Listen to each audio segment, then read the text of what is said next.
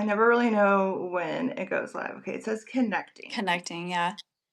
I don't know either. It's funny because I haven't used my Substack in like forever, so everyone's just gonna get like a random email that I'm live. Yeah, but then maybe I Yeah, know you're coming. there we Hi, go. everybody. We're live. Hello. Hi. We are here with Amanda. I am so excited to talk with her. Amanda is one of my most favorite people in the world. You as well. And You changed my oh, whole damn life. oh. Straight up. We're gonna have her on the podcast like as often as humanly possible because I just adore talking to her and bouncing things back and forth with her. Before we dive into the conversation, I'm gonna read the little podcast intro. I was gonna edit it together, you guys. I was gonna like make it with music and edit it before every time I upload it, but Substack literally seamlessly Yeah. uploads everything over to the platforms without me having to do anything, and so I'm not gonna do anything. I'm just gonna read this here. So bear with me. All right, welcome, witches, mystics, and cosmic souls, to A Sip of Stardust. I'm your host, Allie, the Cosmic Space Witch, a professional astrologer with an esoteric twist. My specialty is galactic astrology, where I dive deep to explore the macrocosm of the sky and the microcosm of your soul.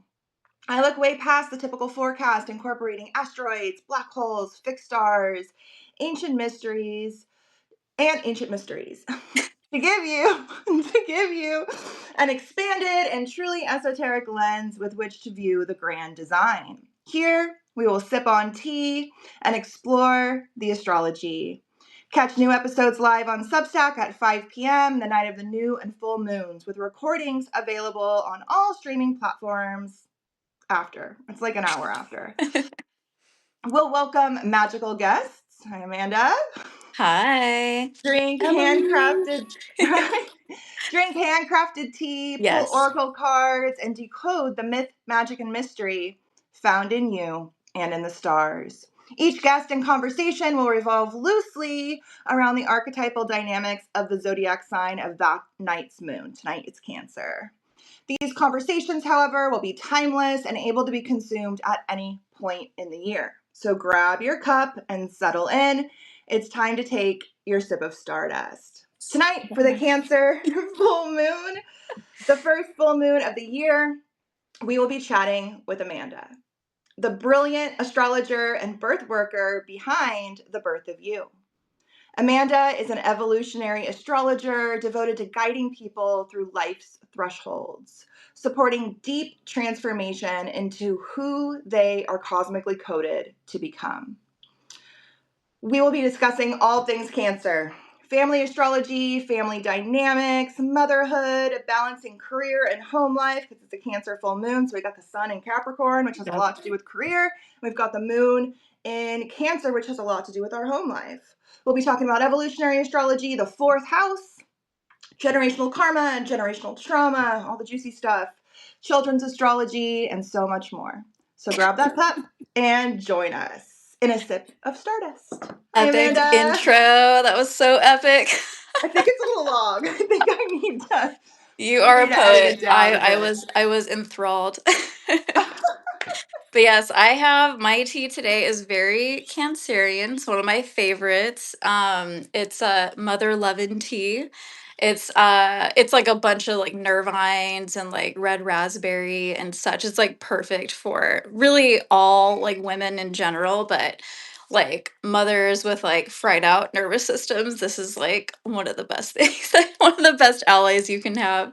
So this is Didn't my you sip today. Yeah. didn't you send I me a totally bag of did. that? Yeah. Yes. It is good. Yes. Yeah. Yeah. I It's love it. really It's my good. go-to. I used that. Amanda sent me a bag of, Mhm. what's the company? Oh my Herbal Revolution. Yeah, Herbal I've been buying Revolution. this tea for years, like probably like 5 or 6 years.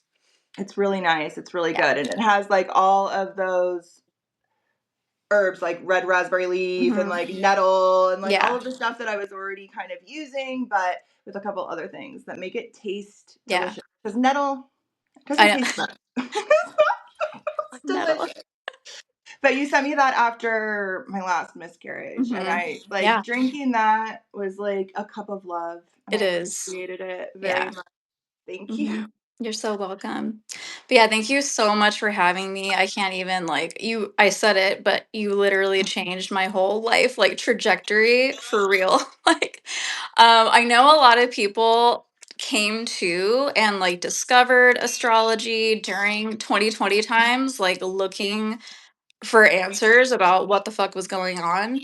And I wasn't looking to it like for answers, but it just came to me at that time and like put a bunch of pieces together. And it was funny because like I was following some hashtag on Instagram and they reposted you and found your stuff and like immediately I was like, this is the astrology like I've been looking for my whole life. I've been interested in it my whole life, but nothing ever I just hadn't yet encountered anything that brought like the depth that you do, like your entire intro. Like yeah, like that. You're gonna make me cry, okay? It's a Cancer moon, Amanda. Yeah, exactly. Exactly. But it's true. It's all true. It did I was just like, "Oh my god, this is I knew there was something there, but again, I just hadn't encountered the depth yet. And that's where you brought that to me. And I've gone into like all kinds of other like rabbit holes with astrology since, but you were the one who like really showed me again like how deep, all encompassing it can really be. And so my whole life is just like gone that way and now I see it like it's the way that I filter. Once you know astrology, you can't not filter everything through it. You cannot go back. And so for me, just a little bit of my background. I'm a wife. I've been with my husband for like a million years. It feels like I've known him for 20 years. We've been together for like almost 15. We have 4 children together. I have a very active fifth house of children, as you can probably imagine. He does. And yeah, so my oh sorry, congested, but so yeah, like as my basically my whole life changed drastically when I gave birth to my first child. He's almost 11 now, so I've been a mom for 10 years, which is fucking crazy. And his birth really blew open my entire awareness about everything. And since then, I became really passionate about birth and motherhood and wanting to show women what was really possible in birth. Because my my first birth and all subsequent births have been truly like euphoric, ecstatic, like basically painless, pleasurable, even orgasmic. And so that blew my mind, obviously, and I wanted to like scream from the rooftops about all of this. Um, and I'm still like basically, so that's where my life went. I was like, oh, I need to teach women like about birth, and I'm still super fascinated with that, but plot twist in my life is when I did discover astrology. Again, starting with you and a couple other astrologers, I was like, whoa. Again, as I said, I can't help but filter everything through astrology now. And so I still, am super passionate about all those things. But for me now, the way that I want to help women with that is like through astrology. I think it's literally one of the most powerful tools. I mean, that we can use for absolutely anything, like literally anything in life, but specifically for preparing for birth and for the rest of your life as a mother. Like it doesn't, birth is an event, but like, and it's an epic event, but it continues, obviously.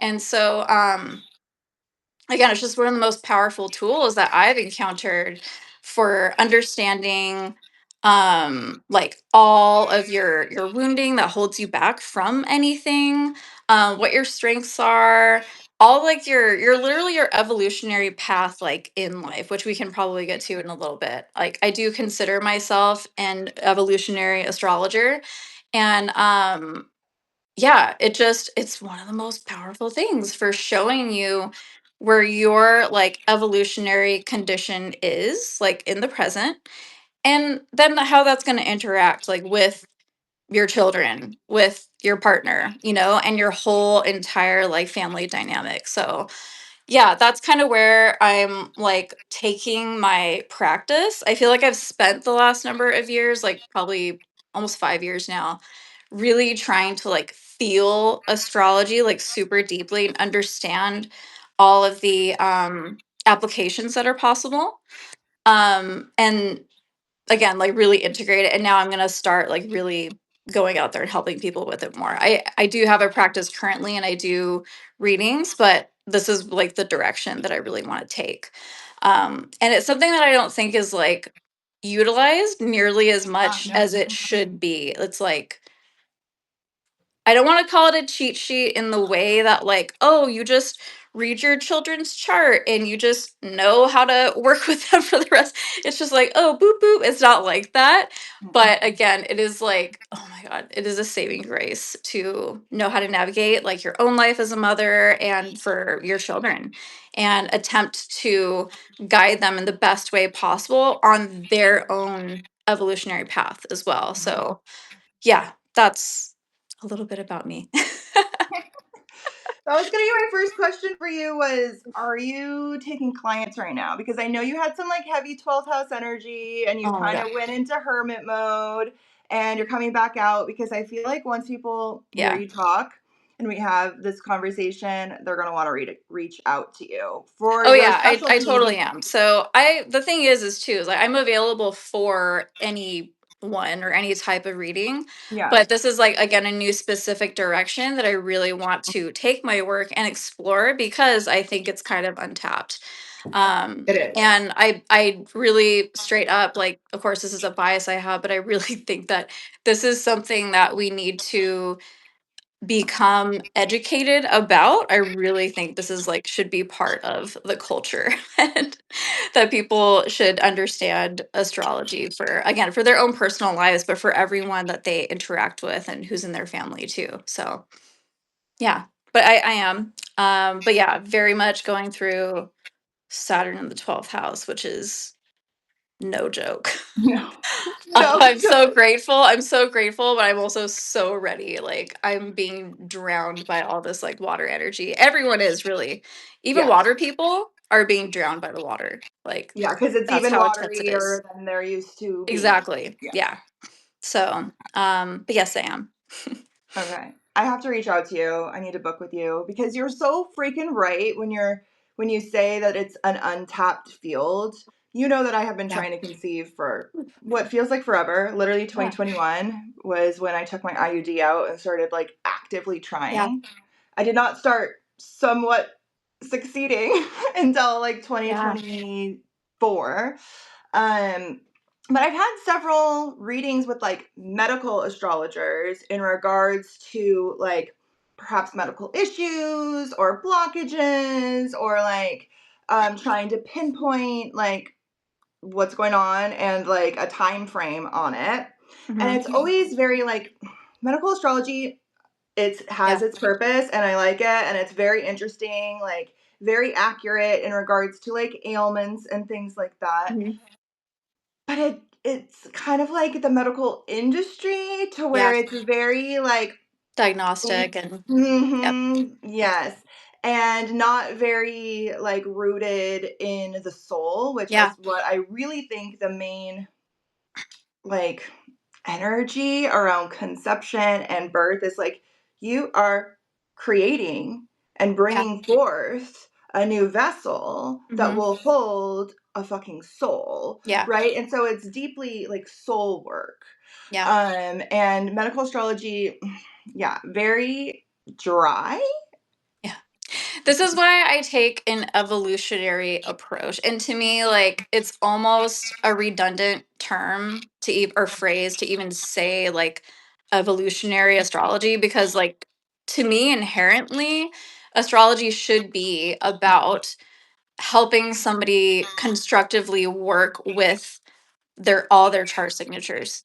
Yeah, Like it's you totally can get into the nitty-gritty of like ancient astrology techniques. Mhm. And it's pretty mind-blowing. You really can get some like insane Yeah. information from things like timing and prediction, which is really cool. But it's like, okay, then what are you going to do with this really intense thing that like has been like predicted to like happen in your life, Yeah. so it's like, and I don't think all of ancient astrology is even intended to be that fatalistic. Like Mm-mm. when you look into it, some astrologers for sure were. There's a camp that's just straight up like fate, like only fate. There's only fate. You're a soldier of fate. You know what I mean? But they, even back then, were still trying to be a little bit more constructive and help people learn how to work with this stuff. But anyway, yeah. So I call myself an evolutionary astrologer. I'm not like a, I guess a little bit of background is that term, Yeah. that vein of astrology was technically coined by Stephen Forrest and Jeffrey Wolf Green, who I love. I love their work. Yes. Great. Great But astrologer. it's, yeah, they're amazing. And they do have their own specific formulas of, Mhm. working with people on their charts. And I think even on that, it's funny, on that like spectrum, I think they can also deny a little bit of the 3D realities that like traditional astrology is really good at. So I try to be in the middle. But again, to me, evolutionary astrology, even in like considering 3D reality and something more dry and diagnostic like medical astrology, well, it's like there's always like a purpose in everything that's going on for us and an opportunity for growth. I feel like everything in our chart is a chance for us to attempt to optimize like the higher spectrum, because as you know, like every single sign and whatever, it's like a lower and a higher octave, so it's like, what are we going to do with this information, with this event, all of that. And so that's how I orient everything. It's not like denying, again, 3D reality, what we're going through, but it's like, what does this actually have like in store for us in like a long term evolutionary sense that's even going to go past our this current lifetime. Yeah. I'm listening. I'm listening. Mhm. Yeah, I think you and I are of the school of thought that all astrology should be evolutionary Yeah. astrology in the sense that it is helping you to Yeah. evolve. But the problem in our modern social media sphere is that a lot of the astrology, just like in the past, the astrology that people came in contact with was like horoscopes in the back of magazines that did not do you Yeah. any justice. Now, in our modern reality, the astrology that most of the mainstream population are coming in contact with is the clickbaity Yeah. pop astrology that is very fear based and is like really Or Jupiter's blaming. exalted. Like, Don't get me started on I Jupiter's know. I exalted. know. Jupiter's exalted, but let's forget that it's freaking square Saturn. Everybody was Exactly. like, Yeah. oh, but now it's trine Saturn. We like Jupiter now. Jupiter's Yeah. being Yeah. nicer now. Exactly. But yeah, everybody they don't. First of all, a lot of the astrology that people are coming in contact with are written by Mm. people who are not astrologers.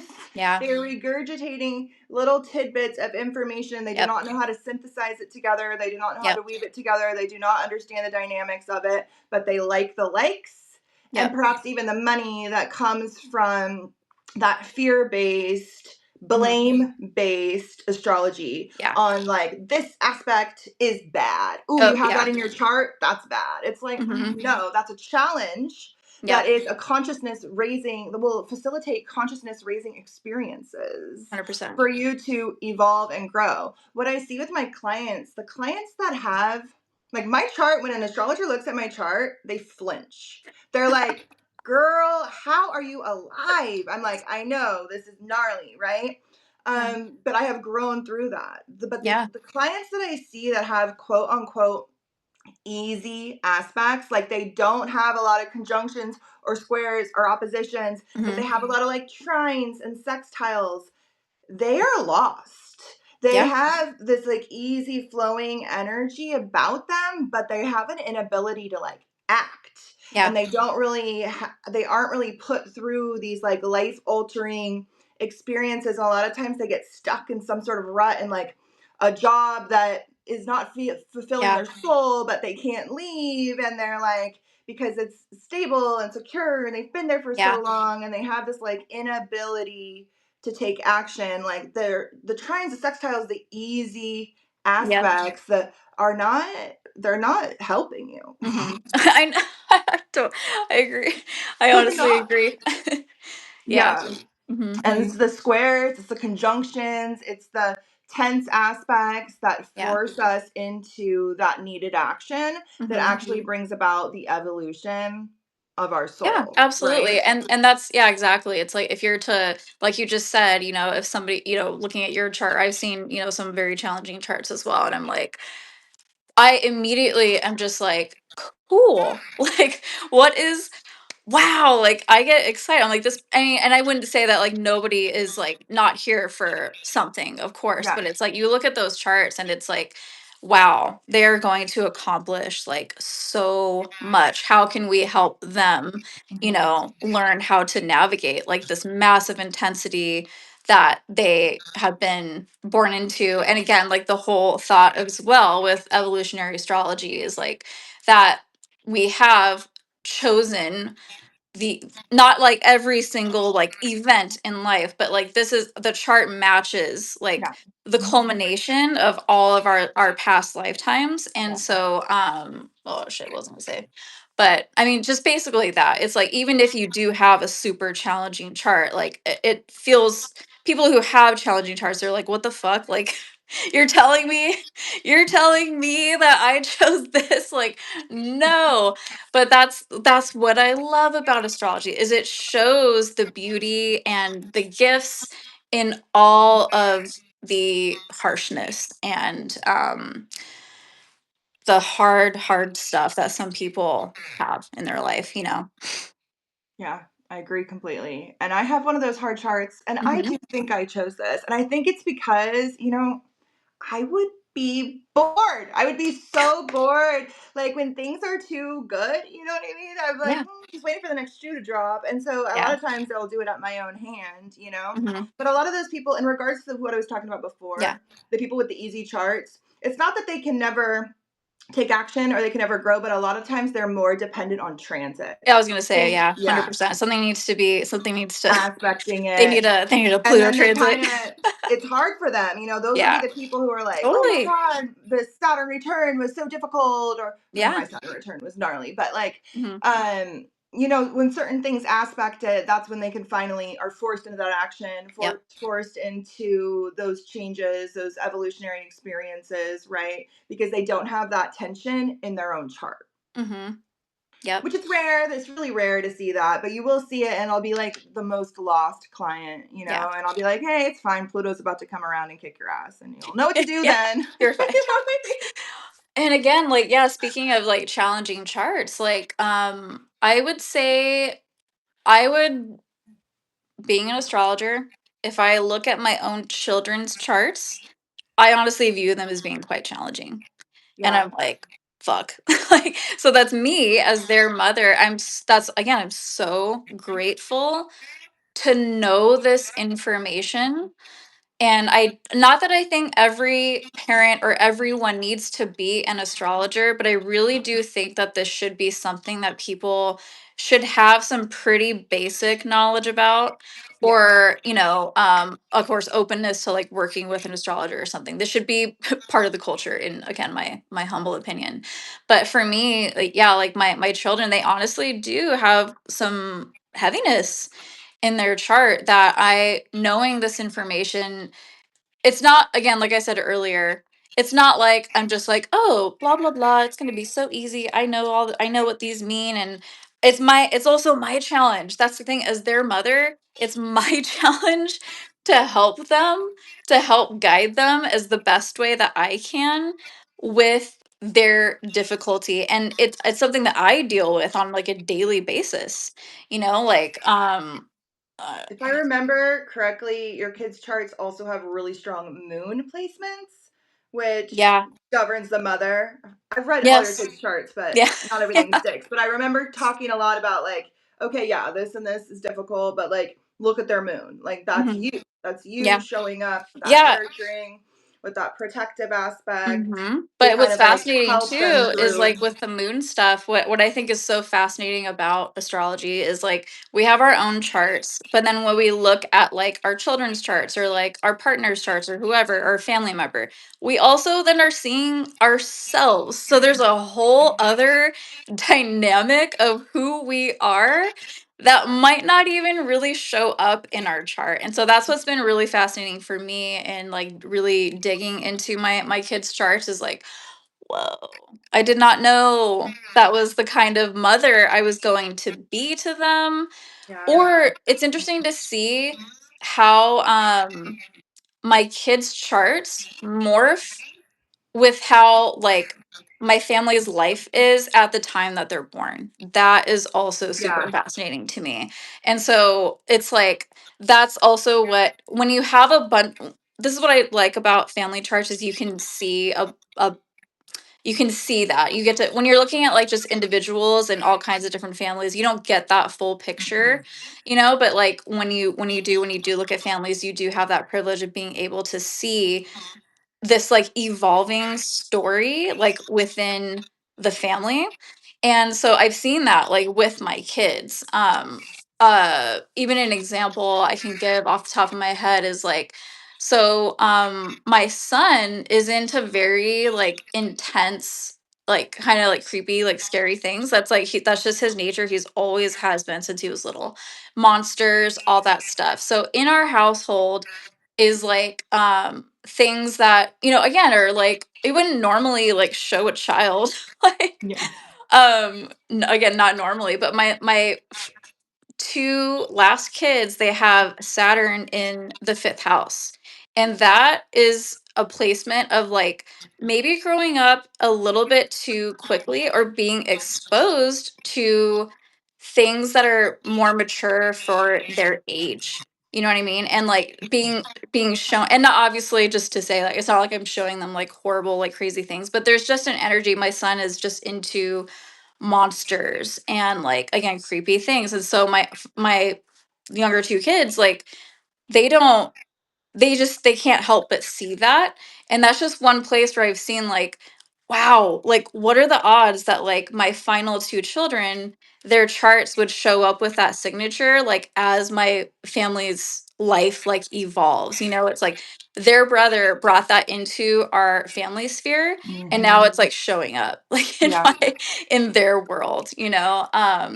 And there's so many things like that that's been really fascinating for me to see. But um, where am I going with this? But He has Scorpio placements, right? It's the one with the Scorpio or the eighth house. no, no, no. My Pluto my conjunct something. What is it? There was something. opposite his mood. Opposite is moon. Okay, yeah.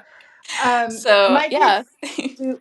My kids have like their sketchbooks, and they draw like all kinds of different like fantasy characters, but a lot of times they're like creepy, like borderline like demon looking yeah, things, And at first I was like a little worried when they were yeah. younger. I was like, but then I realized like, they both have a lot of 12th house placements. Mm-hmm. And, this is a house that can manifest as like literal demons, like Yep. your madness and addiction and things like 100%. that, which is how it definitely manifested in like our family lines, Yeah. you know? And for them to like have to process that, like a Yep. lot of, fourth house themes, a lot of family astrology themes have to do with like this ancestral generational karma Mm-hmm. that resides within us all until it gets into somebody that can work through it. And then I Yep. really feel like all the people that come after have it a lot easier. Like for me, Yes. I was a fourth house, I have a fourth house stellium. My Yeah. Saturn is conjunct my mom's Saturn. I have like all the family karma and trauma. I was the firstborn, and I Mm-hmm. have like three younger brothers and sisters who all, while they still dealing with certain aspects of the family, they have it a lot easier, and they didn't have to like dive in to heal themselves in the family line. Like that was all put on me. Yeah. It has a lot more to do with the person who has a lot of like fourth house themes or things Mm-hmm. along those lines, certain Chiron placements. But for my kids, I really see them kind of like processing that through their art. And I'm like, Yep. well, I'd rather them get it out of them and Yeah. onto a piece of paper because that's so alchemical. It's very Yep. like My son, his transmutation. Pluto is in the 12th house. Yeah. And he, he needs to like emotionally and artistically work through these things, Yeah. and so it helps you to have so much more compassion for everyone, for literally every human being. I'm like people who have really upset me that I've been able to see their charts. I'm like, oh my God, okay, I understand. I understand Yeah. like where this is coming from.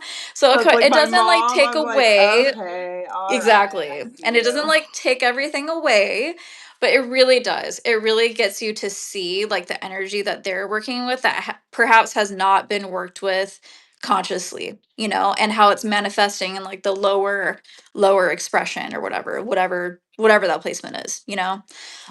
But yeah, compassion, like way more understanding of your children. Like, again, my kids all have really challenging stuff, again, in my opinion.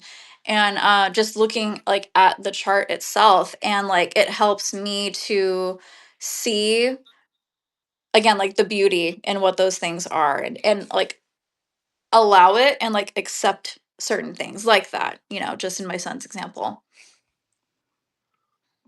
So Chris is asking me what I'm drinking. I forgot to tell him I'm Oh yeah. going. He says, "What kind of cosmic witch's brew are you drinking, Allie?" So this is some of the Magic Hour tea, the company that I have partnered with. This is the Cancer blend. All of the teas I've tried so far have been delicious. This one is no exception. This one is called, so it's the Cancer one, and it's called Queen of Cool Mango, Ginger, and Cream White Tea. And it aids digestion, boosts immunity, and helps with respiratory health. Um, and it also has turkey tail mushrooms in there, which is nice. Interesting. So I like it. It's very good. I have been enjoying these teas. I've been drinking them in like a ritualistic Mhm. fashion for each of the new and full moons. And you'll continue to hear about them over Yep. here. If you want to buy some, there's an affiliate link down below whenever this is done. Yeah. You can find it. They're in the most beautiful jars. I'm like, oh my God. These are the mini ones because I'm not in the tax bracket to afford the bigger ones, and I wanted all 12 teas. Hmm. So I got the mini ones, but the bigger ones, wow, yeah, Yeah, those are they're freaking stunning. gorgeous. They're so gorgeous. And it's made by an astrologer and an herbalist, and so That's there's a so lot of cool. like intention put into crafting each and every one of these teas.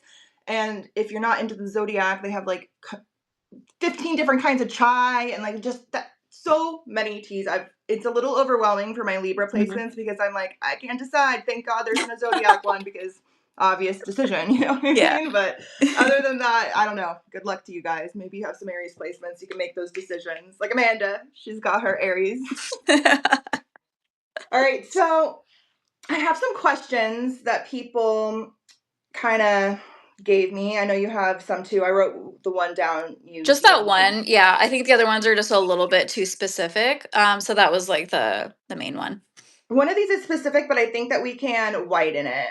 Yeah. Okay. Um, and then for those of you who are interested in like children's astrology and like family astrology, I have a bunch of book recommendations here that we'll kind of get to at the Oh, end. cool. And then a couple of different kind of directions I thought maybe we could go with this. I want to start first with that question you sent me because it is good Yeah. and I have strong opinions on it. And it'll lead me into one of these book recommendations Okay, too. cool. But I'm I'll go ahead excited to and hear read what you it. have to say. I'll send it your direction, and then you can like bounce it back to me. All right. So the first question: are we destined to repeat our familial patterns? Is there only healing by moving through the same patterns? Yeah, this is something I think about a lot. And I think to a degree, we can't help but repeat some patterns. Like there's so many different placements that like the moon is obviously a perfect example of like your moon like is your mother, Yeah. and it's how she mothered you. It's like it's very instinctual. It's like really, really you kind of you just act from it. You can't even really help that part of yourself. And it's there, like for me, I have an Aquarius moon conjunct Saturn. My mom, My moon's conjunct Saturn yeah. too. So I'll be curious to hear. I don't enjoy this placement very much, but there's some gifts in it anyway. But yeah, for that example, my mother, she was quite distant, Mhm. she was very intellectual, she wasn't very emotional. It was something she really, really, really had to work on, and that is now part of me. I have an Aquarius moon conjunct Saturn. That was my experience being raised by her, And so, again, with the awareness that I have of astrology, it's something that I can much more consciously work with, and lean out of like the coldness that that placement can have. But it's there. It's like, what can I say? It's like, yes, I do have to go through like that pattern that I was given like from my mother, But like, do we have to repeat like the same patterns like forever, and that's just what we're kind of like doomed to do? I don't think I think it's a multi-layered answer, so I'm curious to see what you have to say about this. But I think some people have it really in their charts where like you can really see that they're really intended to like break away, Yeah. totally. They're just like cutting this off. Like, I am done with these patterns like from my family. And then I think there are people who actually are intended to like continue on Yeah. a legacy that their family has whatever created. And then there's, of course, just this general concept of like working within a soul group, and you are within a group of people, and you are working on these themes together. What is like the ultimate reason? Like, nobody knows. But like for me and my family, there is so much Aquarius, it's crazy. Like, it's everywhere, So it's, and from my parents, my husband and I and all of our children, all of us have that. So clearly there's a big Aquarian mission for us that we are working through, that we can't help. It's there. But that's like the short answer is, I think, like, yes. It's like yes, no, maybe, kind of. Yeah. And I think the thing is too is like what Depends on people the really chart. that's the point, Yeah. is like that's what people really need to know, is like there really aren't a whole lot of blanket answers. And And even if the that's chart says that you're rooted in that, yeah. even then you can Yeah. still move Oh, past it, move through 100%. 100%, because there's always the question of the lower and higher octave. it. Hmm. There's your own personal south and north nodes, Yep. what you're meant to be doing. There's Yeah, it's like, again, this is the whole like kind of pop astrology issue, is like giving Yeah. like these like blanket like statements towards everything. And then knowing that you really ultimately do need to know your own personal chart. But I think you You can do. see all of those things in charts. You can see where, You can yeah, see it in like, charts. no, Yeah. they're snipping this line, or they're bolstering it, you know? Yeah. Um, And but the yeah, so placements really matter. Like, for example, you yeah, you us we both have our moons conjunct Saturn. yeah. So like if I were to look up just I have a Sag moon. Hmm. If I were to look up Sag moon and what the traits of the mother, it would be like your mother is like fun and humorous and like cracking jokes and blah blah blah. And that is the opposite of what my mother is, because Yeah, my moon is conjunct Saturn, right. and her Sag sun, because she's a Sag too, Mhm. her Sag sun is also conjunct Saturn. So my mom literally Oh. cannot take a joke. She Oh, has like no sense of freaking humor. exactly, She exactly. thinks everything is a crack at her and that you're Yeah, picking on her, and it's like the complete and utter opposite. And that's literally part of my trauma, because my Sag moon, like the way I show love yeah, is by cracking a fucking little joke. You yeah, know what I mean? Like we're yeah, like cracking jokes and she can't take even the tiniest, like I'm not picking on her, but like even the tiniest yeah, little jokes, right? And I have that fourth house stellium. So my yeah. Saturn is conjunct my mom's Saturn. And so Hmm. my Saturn is the lord of karma. Mm-hmm. And the fourth house is family dynamics, generational karma, ancestral karma, and it's conjunct my mom's. Yeah. And I honestly feel like I am here to process all the shit within my family dynamic, and particularly stuff that happened to my mother Yeah. that Well, like you have she Uranus there has, too, right? huh? You have Uranus there too, I right? have Uranus, so I was about to Yeah. get to that. So when you talked about how some people are meant to break free, Yeah. Uranus is the planet of like Yep. breakthroughs and freedom and aha moments and ingenuity. And it was through a otherworldly Uranus Yeah. aha moment that happened during my like spiritual awakening, spiritual psychosis, where I went like literally insane. Mm-hmm. And I had like all of these memories come through that at the time I thought were my own.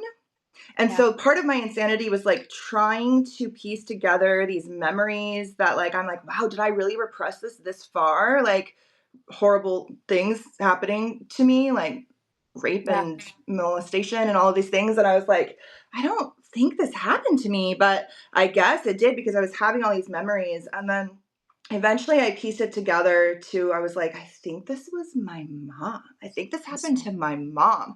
And I called my dad and I was like, I'm going to say some shit and you just need to tell me if I'm right, Yeah. because I am losing it. And Yeah. I told him and he was like, I don't know how you picked up on that, but yeah.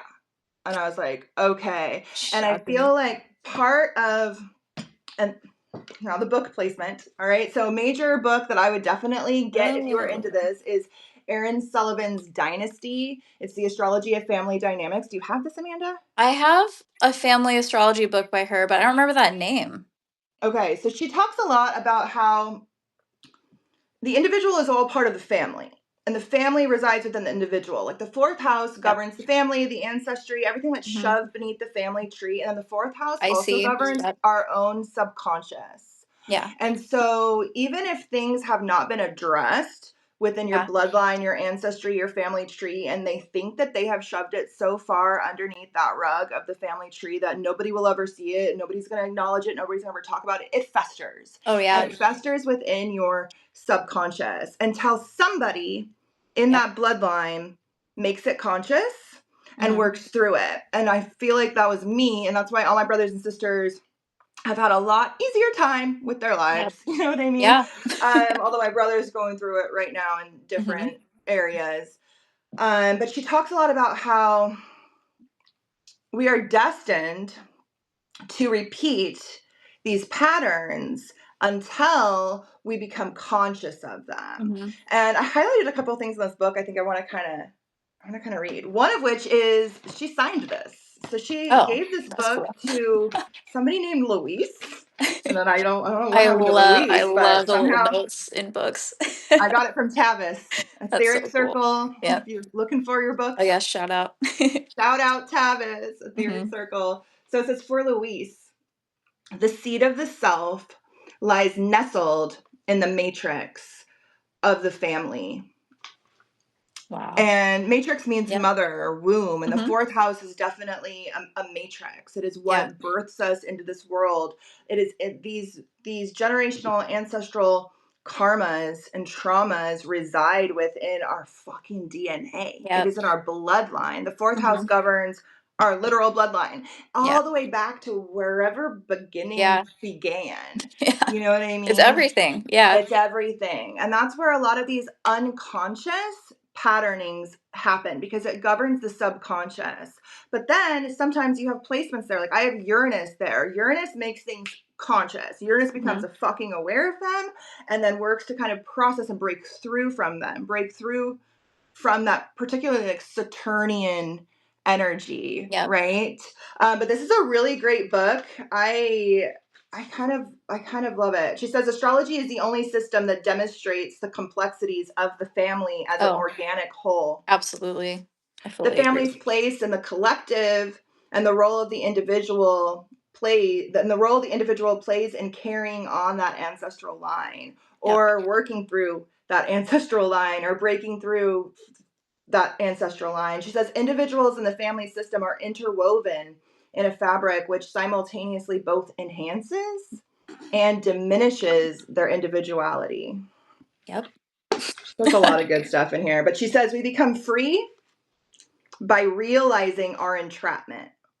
I like Yes, yes, circled I know. freaking Such a good one. stars, like you got a different Yeah, pen so that I could be like, that is it. We yeah, become free by realizing our entrapment. And yeah. until we realize the dynamics of the family, and people who don't have fourth house placements, it's hard for them because there's no planetary influence there. They Mhm. have to wait for transits, and sometimes a transit, unless it's like a really slow moving transit, like it's only there for a second. You know what I Yeah, mean? Like people, it really is a fourth house, ideally stellium person who can come in and do that work.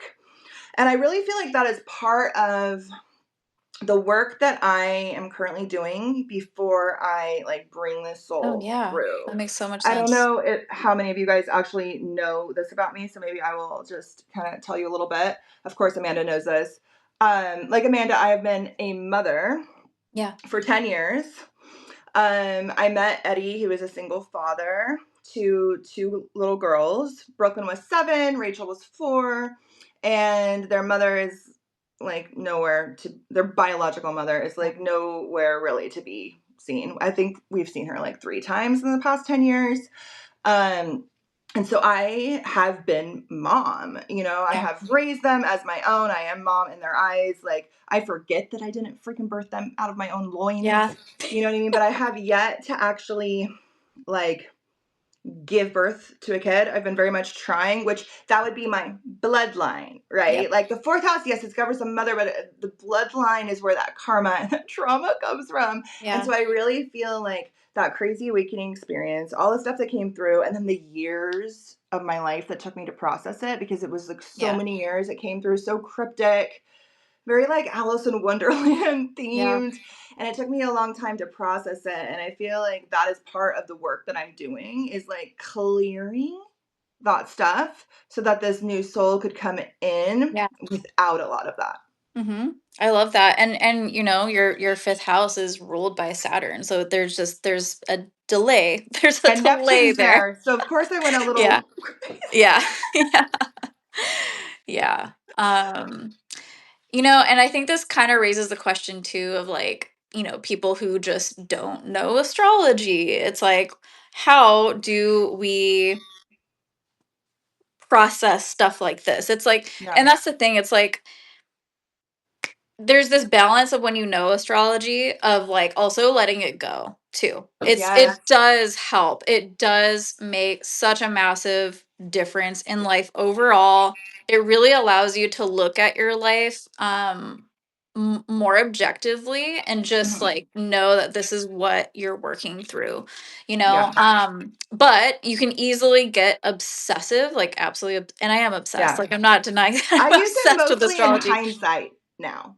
Yeah, yeah, I that's what I'm appreciating doing now Mhm. too. I don't really keep up honestly with like transits very much anymore. Not You my know, own. at first No. you're like a crackhead, like constantly checking everything when you Yeah, you start can't. learning this stuff. But You'll the go point I'm insane. trying to make though is like you don't, of course, have to know astrology to alchemize your life. Of course you Mm-mm. don't, because it's always going to be the cosmos are constantly interacting with you or interfacing what no matter what, you know, so Yeah. it's like you're always going to get that Pluto transit, that Uranus, you know, something crazy happening for an awakening purpose. So of course like But what it helps. astrology does help is in the making things conscious Yeah, part exactly. Yeah, because a lot of times yeah the planets are interfacing with your chart all the time, but if you're not working with them yeah, intentionally, you're still you can working with them massively delay. unconsciously. Yeah, exactly. Yeah. And so yeah, 100%. And so that's where you can for sure get, you know, taken under the undercurrents of like the less, you know, the lower octave energy of your Hmm. chart for sure. Yeah. So it does help so much with making more conscious decisions It about does. all of this stuff. So once again, I think everyone should learn it. Yeah, you But should. just yeah, of course, you don't again, you don't need to be completely obsessed for it to be like it's always going to be working through you no matter what. Always. Okay, this question is for you, and it is my own question. Oh. I have other ones, but this one is mine, and I Okay. really want to hear your 2 cents on this. Okay, so part of your bio you sent me, and part of the work you do is like helping people through these thresholds of their life, right? Hmm. One of those major thresholds is like crossing from like maiden to mother, Hmm. or even maybe like mother to crone, or maybe even like the end of our life when we are like dying and we're moving on to something else, right? And so, um, as somebody who, oh, this is kind of hard to say. Okay, so as somebody who has like been in a mother role for the past 10 years, but still, like, I honestly feel like I am somewhat like cosplaying as, I feel like a maiden cosplaying as a mother, because I feel like I haven't actually gone through the like initiation of birth.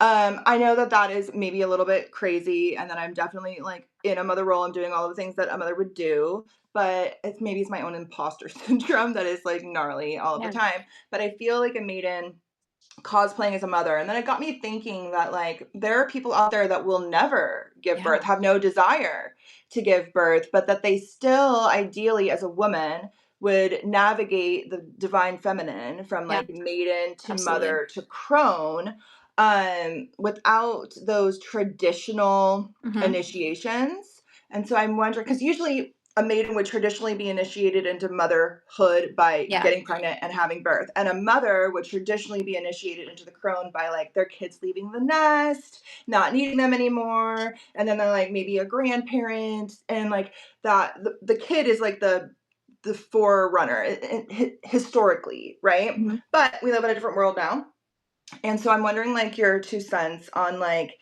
crossing those Yeah. thresholds in a non-traditional way. I still think that I will one day. Yeah. Well, this I is one of the believe. reasons. Yeah. So again, like, well, exactly. Like in your case, like we will see, but like this is one of the reasons I love astrology, because it's like you can look at that, like the initiation of motherhood, and being like, oh, women have to give birth to initiate themselves into those further stages of maturation as a mother. And you could look at some people's life and be like, well, that's actually just not, that's not what, how their life was meant to go. And that doesn't mean that they weren't initiated in a And I different think way. I'm just going to real quick and then I'm going to Sure. send it back to you. But I think that even some people who do become a physical mother, they're still stuck in that maiden. Oh, 100%. Like that's what I was going to say too. It's like no, like that type, that initiation, I think can be initiated by birth like it's intended, like it's supposed to be, Mm-hmm. but that's not how it happens, I think, for a lot of women, so again, like, shouting from the rooftops, is why I love astrology so much, because it really shows you the medicine of your own life. And like for you, like I would not say at all that I cosplaying as a mother. Like no, like you are fully like in this role. You know what I mean? You don't hope, of course we're hoping that you do experience it through your body, but like no, like you've really taken on that role. And yeah, for me, like for freaking South Node, fourth house, family, Cancer. That's like my South Node. My fifth house is lit up with clearly gonna have a bunch of children in my life. All this stuff. I So many. still Like, what's in your fifth house? struggle. List it off. What is in My your fifth fifth house? house, so I've got Chiron at the early degrees, but then I've got like a tight 4 planet, 4 degree stellium. It's like just one thing. Like I've got Jupiter, Mercury, Venus, and my sun, and they're all like right there. And the two Um, benefics. yeah, yeah. And so exactly. But this is the thing, it's like, so even for me, you would look at that and be like, oh, like she's like a natural mother. Like she's like a Yep. pro. Like she's incredible. But then there is my fucking moon in Aquarius conjunct Saturn opposite Chiron. Like it's actually pretty hard for me, So it's like, um, yes, like those experiences like absolutely initiated me.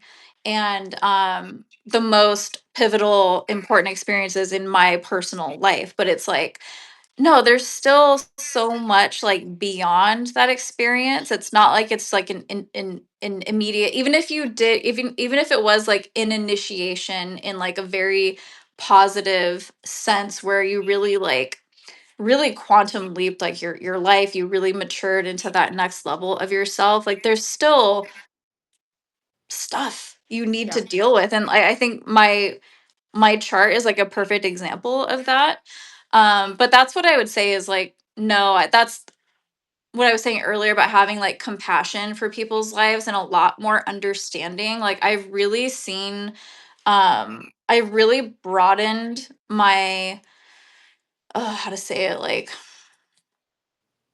there's so much more nuance to life now that like I see because I understand astrology now, and looking at everyone's individual lives, you can see how Yeah. things like this show up differently for different people. Because whereas like, in my conscious mothering world, it's like that I'm, know a lot of women in, and like I'm kind of surrounded in like natural mothering, Yeah. conscious parenting, all that stuff. It's like you hear that a lot. You talk about the initiation of birth and how you need to go through birth to become like the mother and then the crone, all that. I'm like, that's not necessarily true, It's you not true. know? It's So, not like, true. what So would it look like for somebody who has like no desire to have kids or cannot have kids? What would that like crossing that threshold look like? I think that it would be like a lot of times if we do not give birth to a child, we still give birth to something in our mhm, life. There is something that we like create yeah, and we put out in the world. Maybe it's our career, maybe it's some sort of artistic pursuit, but like ideally, if you're not having kids, I hope you're doing something with your yeah, life, right? And exactly, then that 100%. becomes what you birth and nurture and produce and Yep, protect, yeah. right? Mhm. Well, I think you can look at the 5th house for that, see what it is, and whatever wherever the ruler of that 5th house is, to see what your child is, Mhm. even if it's not a child. Maybe And then, your of course, hobby, yeah, passion. exactly. And Mhm. then, of course, like, the nodes, I think, are extremely that's like your baby. Like, Yep. where your north node is, like, one of your babies for sure Mhm. in your life, which is something that you're constantly working through. It's like a forever transit, I feel like. Yeah. Well, technically a lot of things are, but like, like as far as looking for things of timing, like your node reversal would be a huge one, your nodal return. Um your Saturn obviously is a great work in your life. So there's so Yeah. many other ways to look at what that initiation might look like for somebody else. And I think too that obviously that's going to happen at different times for different people, you know? And then Saturn is also maturity, Yeah, totally. right? And Mhm. so the mother is ideally a more mature Yeah. feminine archetype. And so, like, Mhm. stepping into your Saturn, probably post Saturn return, right around the time Mhm. you're turning 30. You Yeah. know what I mean? And then maybe right around the time you're turning 60, Saturn comes around again. Yep. And that's stepping into a deeper level of maturity, Yeah. stepping into more of like a crone type archetype, you know what Mhm. I mean? And so I think that, like, yeah, Saturn, you definitely hit the nail on the head there. Yeah. Yeah. So yeah, that's what I would say. I think there's so many ways to look at these different things, and it really shows up so differently for each individual. Um yeah, for me when I had my son, that was like my Jupiter return. So obviously a huge Fifth period house. of growth. I'm about to have my Jupiter return again. I'm trying to cap it at 4. I was gonna say, you better watch out, girl. I know, no. There's so much fertility energy coming up in the next year. I'm like, no. That's That's the when thing you though. birth your That's my whole thing though, passion, is your I'm actually trying business. to birth now. Now when I'm trying to birth, my next like huge massive initiation is my passion, is my business and stuff like that. So that's what I'm trying to channel that energy into this time. So this may be a good segue to the next little thing I want to talk about. Okay. So it's a Capricorn sun, Yeah. Cancer moon right now. We're at a full moon, right? And so Cancer governs the home, the family, the mother, our generational karma, our early childhood Yeah. trauma, right? And then the sun, which is conjunct exalted Mars right now in Yep. Capricorn, has a lot to do with like ambition and worldly success and our career and our mission. And so I did want to talk to you a little bit because, well, both of us are like stay at home moms because Oh we yeah. stay at home and we homeschool our Yeah. children. We both work from home. I have a Yeah. business, you have a business, you worked for a I worked, company, and yeah. now you work for a very lovely astrologer whom I Yes. adore and will have on this podcast. But I wanted to hear a little bit from you when it comes to finding that kind of balance. I think homeschooling helps a lot. I will say that. Oh man. Oh. I was like trying to think of how, because you sent me like the points leading up to this, and I saw that and I was like, oh my God, what do I even say to this? That's something I'm struggling with a lot. Because that's the thing for me personally. I feel like I have my personal nodal axis is a major collective thing that's like happening with women and mothers right now, because my south node is fourth house Cancer, my north node is 10th house Capricorn, and so I constantly am struggling with my personal ambitions and needing to tend to my home life, and clearly family and children, all that is what has come naturally to me. That's what I like got into in my life like very early. I had my son when I was like 23. Um, and also too, just to add to my personal chart, because again, everything really ultimately depends on like somebody's chart. Like for me, my chart ruler Mars is in the sixth house. I'm like a freaking workaholic. I always have been, So it is challenging for me. But it's also massively important because I really, one of my top values is homeschooling my children Yeah. and being able to nurture them their them individually as best as I can.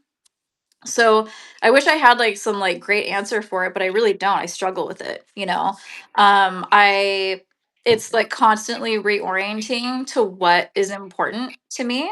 I Yeah. think that I think that as women,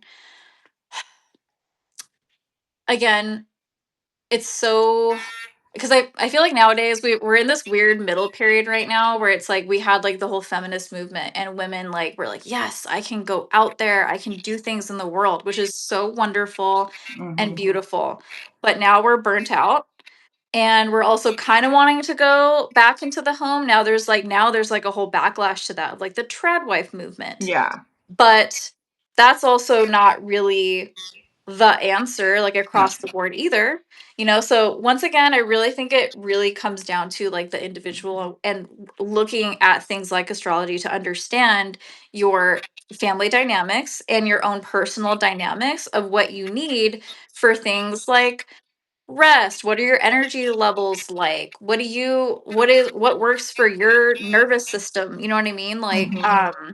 there's so many things that I still have not like mastered, like looking into, that makes it like really work for me. Like I basically have been like just a workaholic. I work way too much and like I go into like the nights and stuff like that, which is something that I'm looking to like really stop and shift now in my life. So I'm like, I don't know if that's really an answer. And But it's good. I'll give you my 2 cents. And I know I yeah. told you this in a session too, when you're like, I'm struggling, blah, blah, blah. Mhm. And I tell this to my clients all the time.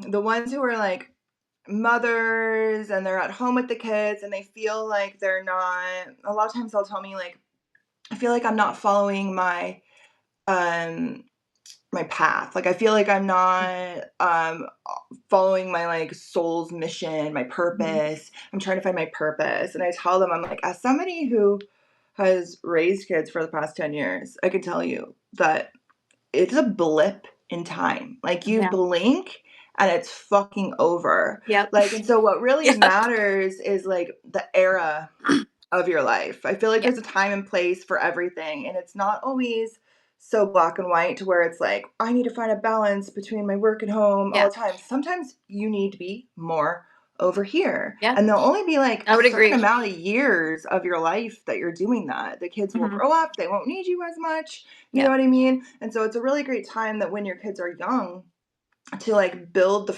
start building a little bit of a framework or envisioning what it is that you want to do. Once the kids are grown and out, like, Mhm. you'll need to fill your time. That Yeah. is a really good time Yeah. to really strive out on what it is that your great work really Yeah, is, and I right? think and yeah, as a mother, I think you just and to say like and me being saying that I'm a workaholic, I'm actually very present and like with my kids a lot. I Yeah. just work crazy erratic times to get my work done basically. So I'm here, but it's like a big glob and I'm doing all of it at all the time all times basically. But basically, I what I think is so important for women to know if they're I mean, of course, even if they do have their children in school, but if they whatever Yeah. are homeschooling and are just generally balancing the whole 10th, fourth house thing, Hmm. of your outer ambitions and then your own personal life, is you have to tune into what personally fulfills you and lights you up. And of course, your chart is going to show you actually what Yeah. that is, so that's it's helpful to know that stuff for yourself and not get lost because you can so easily do that. And there are so many placements that you can look at for looking at ways, to better nurture yourself and whatever. And again, look at the chart, but yeah, it's a Yeah. lot. The It's a lot. chart And it will very much depend on the individual. very much depend on the individual. All right. Maybe we'll do this question next, since we're kind of talking about career, and this is the one that I feel like maybe is a little bit specific, but I feel like us answering it will help people to kind of look at the Cancer archetype in like a wider fashion instead of just Mm. like mother, right? Yeah. And so this is a question that I got. Yeah. What are other aspects of having a Cancer midheaven that isn't having a motherly or nurturing job? Because that so is not me. So I'll answer this and then I'll send it over to you. When you have a Cancer midheaven, you don't necessarily have to have like a motherly nurturing job. You very Totally. well could. You could be like a marriage family therapist, Yeah. or you could be a nurse, or you could be some sort of career that is rooted in like empathy or compassion.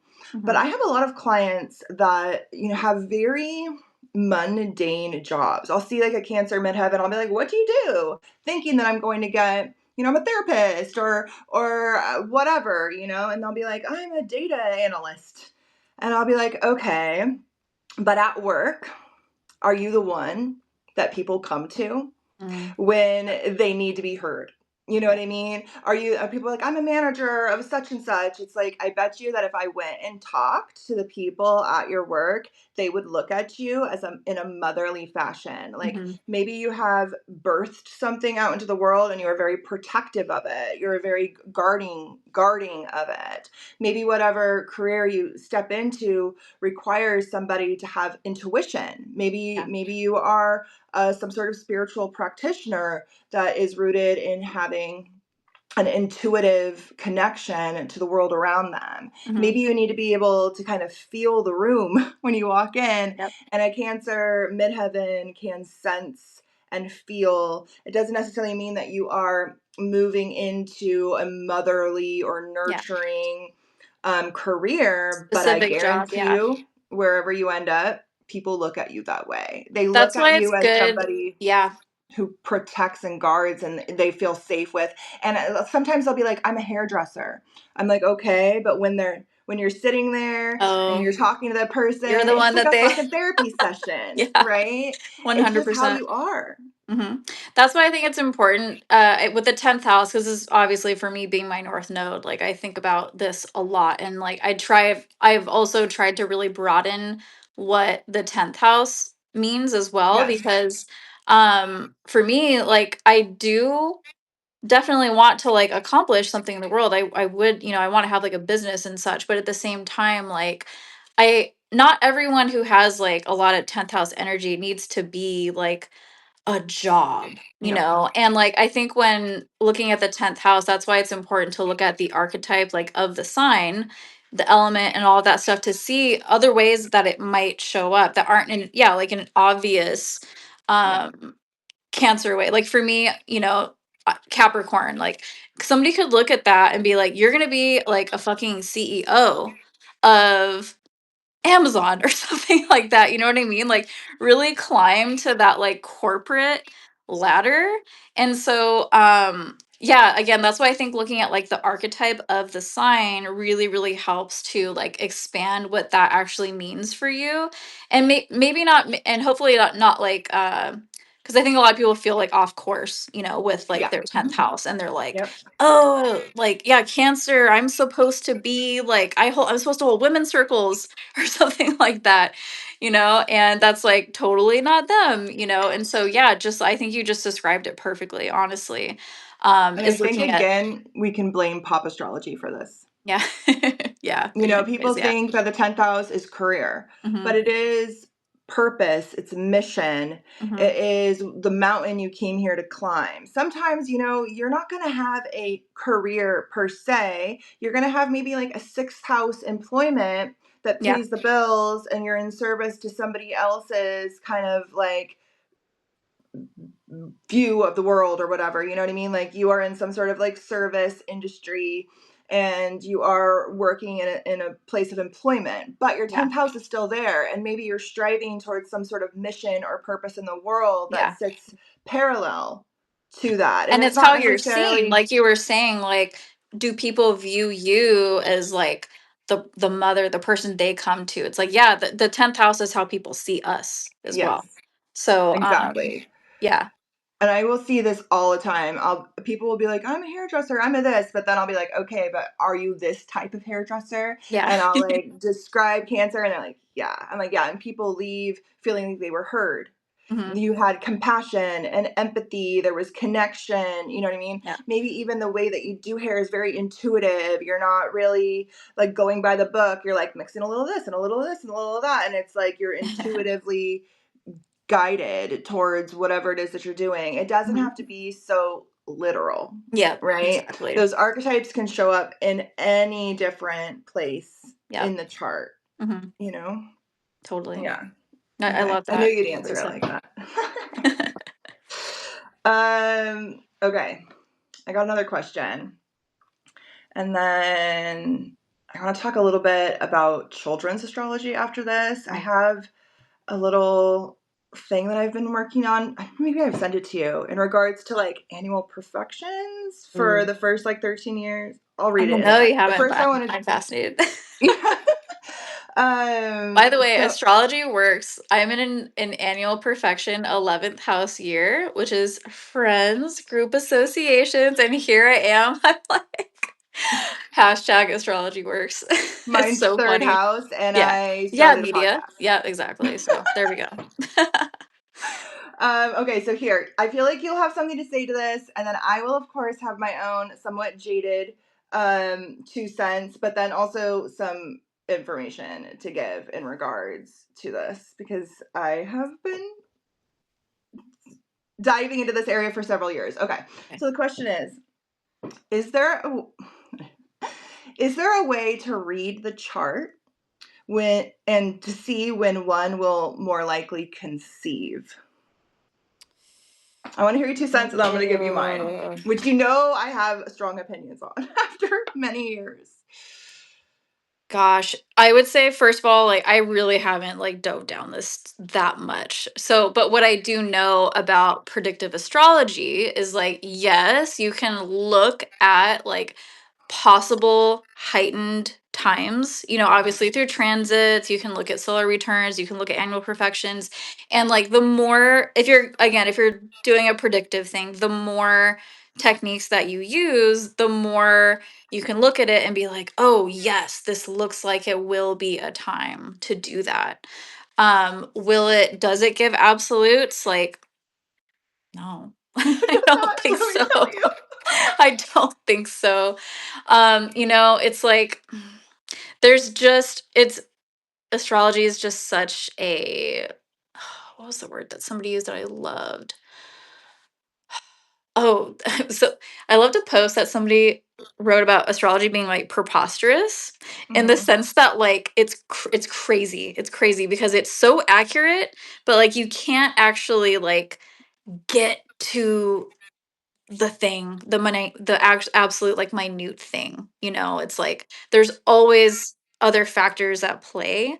And Mhm. like again, so I would say there's high probabilities, Yeah. but absolution, no.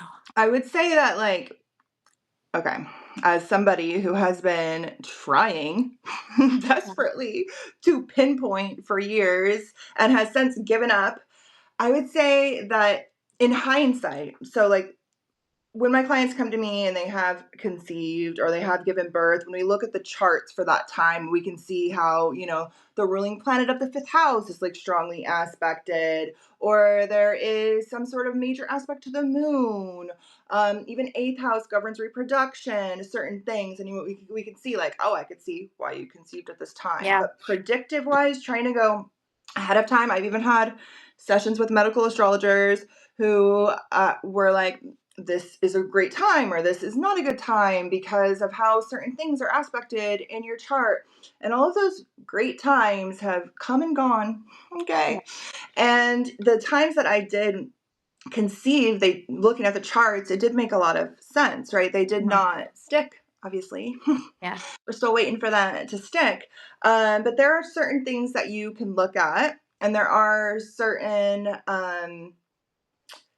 like placements in the chart and things that you can look at. But like I said, I think a lot of times it should be done more in hindsight, because what Yeah. we're looking at is archetypes and what is showing up in your life. And a transit can like scream Yeah. fertility or Yep. conception, blah, blah, blah. And it's just because that is what you're focusing on at that time of your life. You are in a conception journey. Yes. You are, focusing on your fertility and trying to eat for fertility or taking the right supplements or the stuff. So that's why it's showing up in the chart. But these are the things that astrologers would use to try to predict. I would never, as a practicing astrologer, I would never try to predict this for one of my clients. No, I wouldn't I'm either. not a predictive astrologer. I do not say this is going to happen on this day. I'm not that type of astrologer. There are those type of astrologers. I am not one of them. But in medical astrology, it's believed that certain houses are associated with certain pregnancies. So the fifth Yeah. house is associated with the first pregnancy.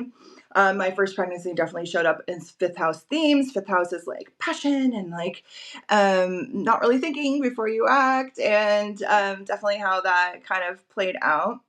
That's how The my first second played out. pregnancy, and then it skips a house. So the first Mhm. pregnancy is fifth Yeah, and the house. seventh. The second pregnancy is seventh house. The third pregnancy is ninth house. And when I look at the charts of those, that is what was aspected. My ninth house Mhm. was highly active at that time, and my seventh house was highly active at that time. And so there's definitely something to that. Yeah. Um, the aspects were not something that you would necessarily be like, that is gonna call, you know what I mean? Like in hindsight, looking at the charts, you can be like, okay, those were what was highlighted. And that's what medical astrology has to say.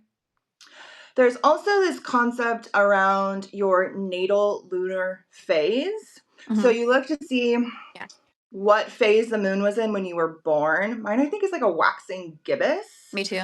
Yeah. And supposedly, if your ovulation aligns with that Mhm. lunar phase, or some people even say, even if you're not ovulating, I don't believe that, because I mean, I track my hormones and I don't see how you can conceive when you're in a different phase of your cycle, but whatever they claim. But particularly if the lunar phase that you were born aligns with your ovulation date, which mine has several times, Yeah. and it never panned out, but supposedly that is an easier time for you to conceive. According to like medical astrology and really any form of astrology, it's not great to try to initiate or start something during a void of course moon, Yeah. which means that the moon is in between aspects. So it's not, it like has left an aspect to a planet and it hasn't reached the next aspect to a planet. And Yeah. the moon goes void of course like every other day Nothing. for like a Yeah. couple hours. Mhm. You can look up on astro.com like a list of when the moon is void of course, and supposedly it's not good to like try Mhm. and initiate something, whether it be a business or a launch or something along those lines when the moon is void of course, because it tends to not work out according to certain schools of thought when it comes to astrology. So that would be a time that would maybe not be necessarily as great of a time to try. There's also an asteroid, which I have seen play out in very interesting ways. So there's an asteroid called Child, the Child Oh, wow. asteroid. It's asteroid number 4580. And I have my asteroid Child in Gemini. Eddie also Mm, has his asteroid Child in Gemini. mm. And we have had been pregnant twice, and they ended in a loss during Gemini season.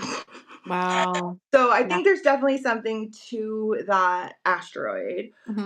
What it is and how you can predict, I have no idea. I am more of a school of thought in helping people to navigate their lives Yeah. and looking back on things to find purpose in it. So Yeah.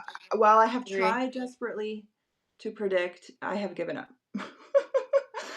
I've That's given the up. thing about astrology is like you can get so close to like I think like what feels like the full picture of everything, but we're Mhm. not actually meant to And know. you need to live your life. Yeah, you do.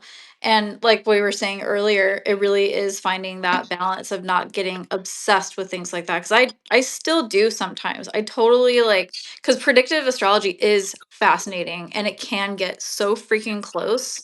And sometimes you do. Sometimes something does come to pass that you thought would, you know? Mhm. And like there's, all kinds of old, traditional techniques like zodiacal releasing that's like crazy all these crazy ass things, but that's the whole thing is like we're not actually meant to know every single little thing. No, And, you got to embrace the mystery. yeah, and I even like Uranus specifically, like I love thinking about Uranus for this because even worked into the tapestry of the cosmos is the unexpected, which is Mhm. Uranus. And of course, that's not like always something active, but just like as a general statement, I love that even what we don't know or couldn't expect is like it's in there. And there's so Yeah. many other things that speak to this as well, but like yeah, no, like I like predictive astrology, but yeah, I think you got to be careful and I agree. I'm more in the hindsight um Yeah. camp, I guess, as well. Because that is when you can actually see and Yeah. understand. You know what I Mhm. mean? And I feel like, I don't know, predictive astrology gives people false hope. It It gets can. them It very focused much on can. things that maybe they should be focused on something Yep. else. Yep. And I don't know. It just doesn't sit right with me. It's a little bit more Mhm. like fortune telling and not It so kind of much of is. like, Yeah. yeah. But there's definitely some really good predictive astrologers out there that Yeah. actually can hit the nail on the head. I am just not, I will never give you a yes or no answer. Hmm. I will never be like, on this day, this is going to Yeah. happen. I'll tell you the general archetypal themes that can manifest, but there's always, like she says before, the higher octave, the lower octave, there's a wide Hmm. spectrum. But this might be a good segue into the next thing because we're talking about predictive techniques. And one of those is annual perfections.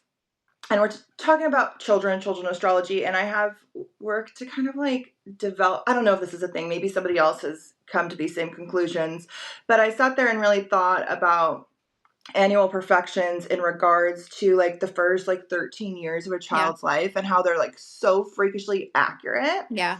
And I want to kind of read what I wrote here, but first a little bit about what annual perfections are. So annual perfections is interpretation technique that has each year of your life ruled by a certain house. So the first year of your life is ruled by the first house. The second year of your life is ruled by the second house. The third year of your life is ruled by the third house. It goes all the way Hmm. around and then it starts over. And so, like Amanda said, she's in an 11th house Hmm. year.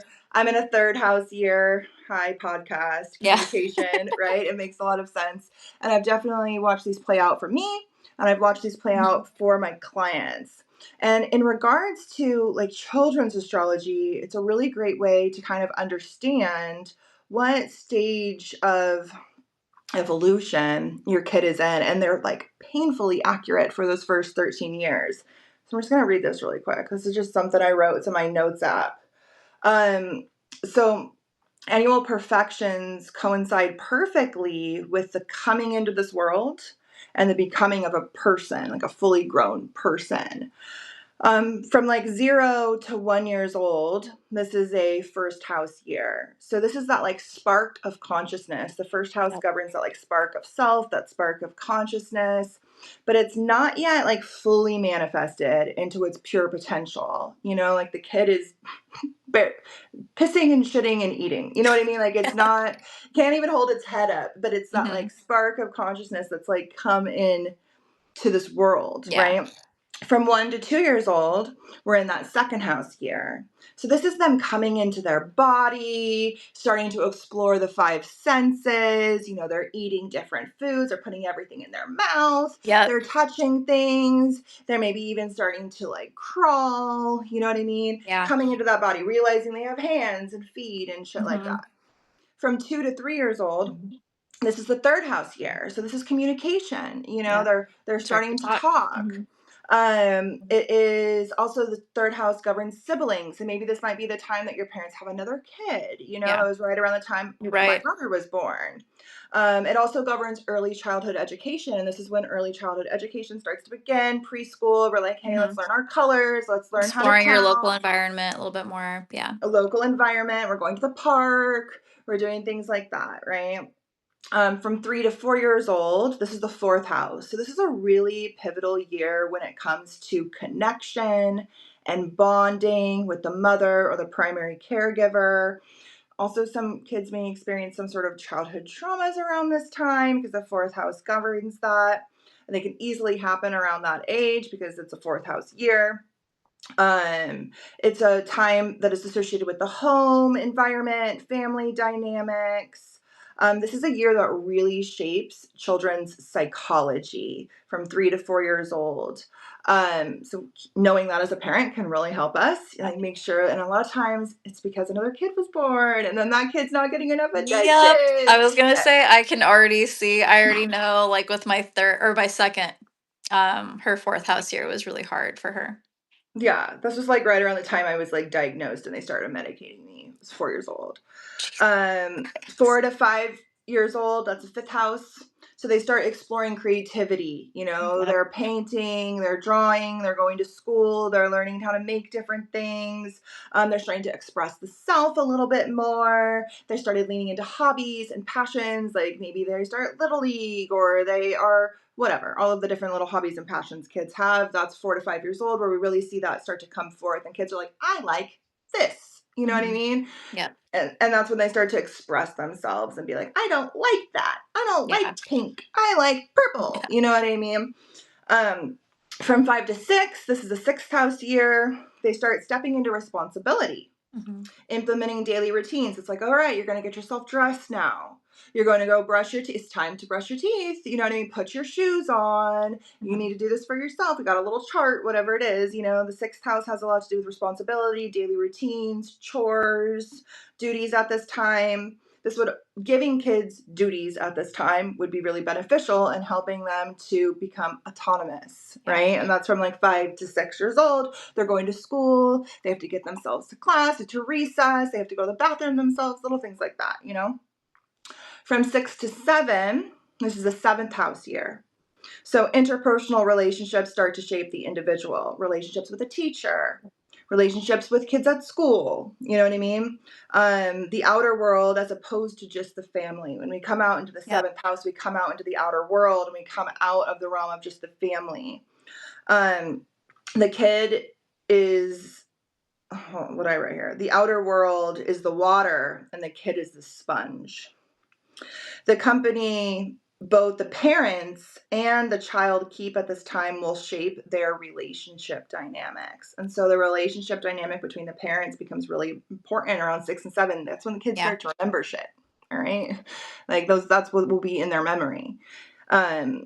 Up until then, like kids do not remember. Let me tell you, all the stuff you Unless do when your kids unless are your little, kid has a Cancer moon, then they I'm telling remember. you, they remember.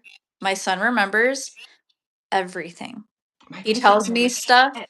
He tells me stuff that he should not remember from like 2 years old and like all kinds of crazy stuff. So that would be an I'm exception. But glad. I'm glad. My kids do not. For the next kid, I'm keeping like a freaking journal and I'm taking yeah. pictures and I'm going, I'm like, we did Yeah. this today. And I'm writing it down because the kids don't remember anything. From 7 to 8, this is an eighth house year. So this may be the child's first experience with death, maybe a family pet, maybe a grandparent. This is a year of transformation. Our interests change, personality changes, often due to the impact of the outer world. So, going to school, meeting kids, meeting different people, their personality will change. They'll go through a death and rebirth and transformation. The relationships and the influence of the seventh house helps to facilitate this transformation. Mhm. From 8 to 9, we were in a ninth house year. Teachers become really important at this time. Spirituality, philosophical beliefs should be pondered and explored. My kid was like that then. We would talk about like the meaning of life and Yeah. shit like that. Previous to that, they can't really, I mean, little kids really have some profound things to say. Mhm. But really around 8 to 9, they start to kind of grasp that. And Yeah. teachers become really important, or outside mentors, maybe a coach or something along those lines. From 9 to 10, it's a 10th house year. This is when we start to see issues with authority. This tends to arise during this time, and it's a very important year for connection to the father figure or roles traditionally seen as paternal. Forging healthy structures at this time will shape the child's future career, Mhm. reputation, or purpose in life. Wise, supportive guidance or mentorship is needed now, perhaps from the parents or another authority figure. My thing's about to fall over. And then from 10 to 11, we're in an 11th house year. This is a year geared towards community involvement, volunteering, humanitarian efforts, friends, or group events.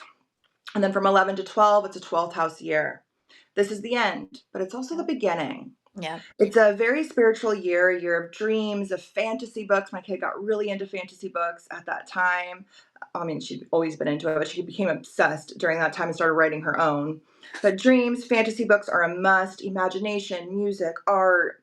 This is a year that triggers the end of childhood, and it Yeah. begins the teen years of Yeah. 12 through 13. And then we move back into the first house when we turn 13, which is a Yep. reinvention of the Puberty. self. Yep. So, and then we all go through this every 12 Yeah. years. We reinvent ourselves, you know what Yep. I mean? But you can really see it play out so strongly in Yes. children's charts. Because I have, really young children who are Mhm. like up to 10 years old right now. And Mhm. just going through what you just said, I can see exactly how that's what was happening with each Mhm. of my children, like at those ages. It's so fascinating. Like my son, 10th house year, very intense authoritarian struggles with my husband. He and him, or he's really he wants to grow up right now really badly. He wants to use bad words. He Mm. wants to he wants to grow up like right now, and okay, so another interesting thing besides authority is that 10th house, obviously, as we have been talking about a little bit, is career, legacy, how you're seen in the world, all that stuff. He as I mentioned, he's super artistic. He's gotten into making his own cosplay It's crazy. outfits. Yeah, like just So good. like literally with like the most rudimentary of supplies, but they're incredible. And he took one of those that he made to a movie premiere, and like everyone saw him, and it's something that he's putting out, and it's work that he's putting out into the Mhm. world. He stepped up in like a public way even at 10 years old. And we started him a YouTube channel as well. It's not active really very much right now because that kind of depends on us too, but like that's another thing. It's like him coming out into the Mhm. world to share what he's doing and what his Yeah. gifts are. So, yeah, 100%. And then again, the other years that each of those years, like, yeah, like just spot on. And I love framing those for children specifically. Like you're talking about, like having some kind of like a I don't know what you're planning on doing with that exactly, but I don't just like know. even as I'll an put it in idea, a I love course or that. something. That Yeah. was like late night ramblings one night when I was just like pondering it. Mhm. I don't think probably had a session with somebody in their profession, and then I was like pondering. I don't know. It just came out I of think me. it's Who a knows? really beautiful thing for parents to be aware of for Yes. their children because like you said, it goes away in a blip. And like you're new like when you have even for me, I have 4 children, it still feels new in so many Yes. ways, and like each new soul coming in and their own like personal evolution and all of that, like to have that anchoring, I think, and awareness of like the next stage that they're working through helps you to optimize it for them as much as possible. Hmm. And to again, like with my son is just a good example, like again, I wasn't like I only recently was like, oh yeah, he's in a 10th house perfection year, so it's not like I was thinking of that, but like that's an area where you could like really encourage those things, Yes. you Mhm. know. Yeah, so I love that so much. That's one more thing I wanted to kind of touch on in regards to like children's astrology. That would be really great for Yep. parents to know. So, of course, it's like the annual perfection. Super easy. You don't need to know astrology. You can just look up how old your kid Yeah, is and figure super out easy. what house that is when they're kids. It's pretty easy. It's how old they are, Hmm. but it does start from 0 to 1. And from 1 to 2, we're in the second house. But Hmm. then there's also like, we have our Saturn return and Yep. everybody goes through these certain transits at these certain times. Well, there are certain ones that like all kids go through at the Yeah. same age that are, I mean, there's tons of them, but here's just a couple that would be kind of good to know. All Yeah. right. And I wrote this down too, so I would stay on topic. So the first one that's probably most easily seen and is apparent to all parents is that around 2 years old, kids have their Mars return. And so this is where we get terrible twos, or that like self will of the individual come through where they're just like, they got a lot more energy and they're like, no, you know, and they're really starting to exert that like physical autonomy. They're learning Mhm. to say no, and then also a lot of the energy, a lot of the fighting, a lot of the anger, a lot of the rage. Like this is the Mars return that all kids experience around 2 years old. And so it's not Mhm. that your kid is being difficult, it's that your kid is learning to become autonomous, Yeah, right? exactly. Yep. Around 7, we have our Saturn square. So we have our Saturn return right around 28 and a half, 30, and that's when Saturn comes all the way around. But we have several other Saturn transits. We have the Saturn square at 7, and we have the Saturn opposition at 14. And both of these are transits that have a lot to do with authority. 7 has a lot more to do with like accountability and learning like Yeah. social rules and the consequences of those rules, having to be responsible, go to school, make sure you get your homework done, things like that.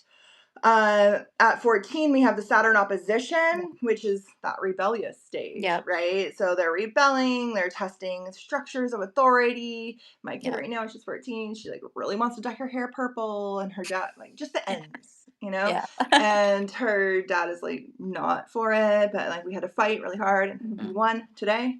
Cancer moon, good job, Yes. mom.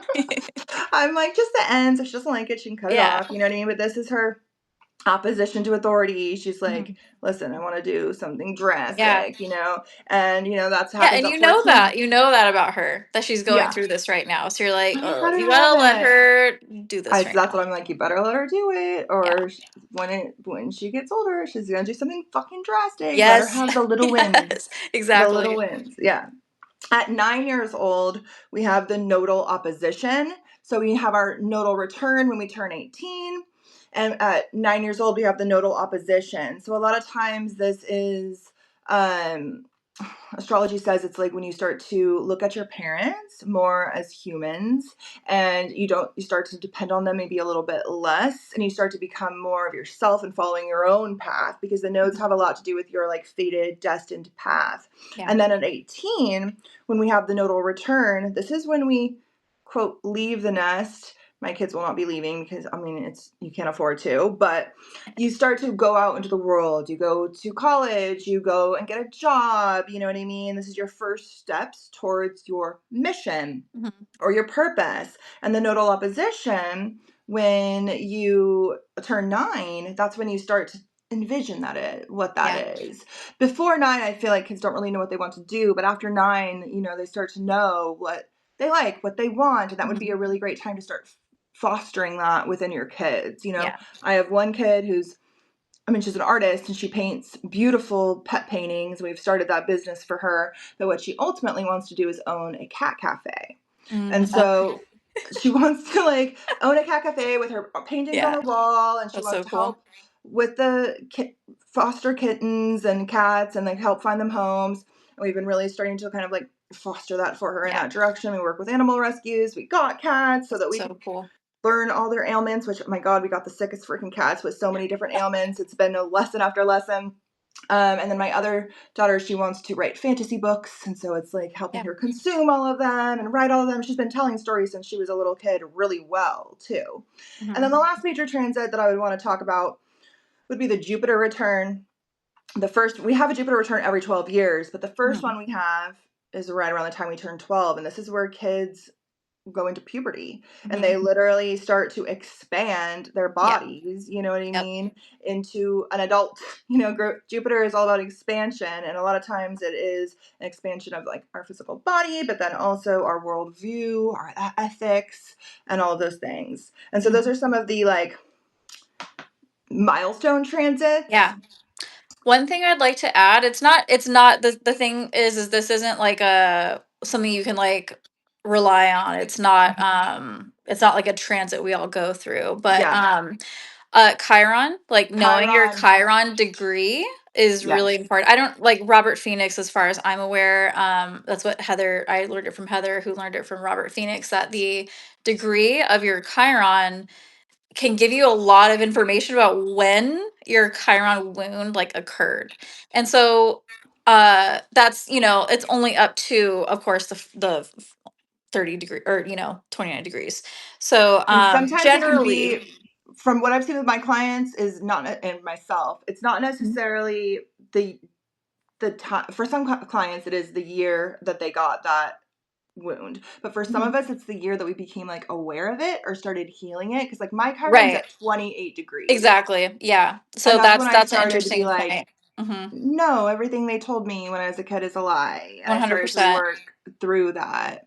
And that's what I tend to think. And I'm curious. Every reading I've ever done, everyone has always resonated with their Yes. Chiron degree, except one who had a 0 degree, and they were like, Maybe the birth but was. actually, yeah, but the birth, but also the house that it was in, and it was something very hidden in their life that they Mhm. had only literally, I think, just that year, like finally realized about, again, the significations of what was going on. But yeah, so that could be like something deeply like buried, that you can't find until later. But anyway, if you're looking at that as like a formula, if you want to call it that, looking at the Mhm. degrees, for some of us it'll be an early degree. Like for me it was 3 degrees. I actually don't remember a specific event. I have ideas of what I think it was. I don't know, it wasn't a big specific thing.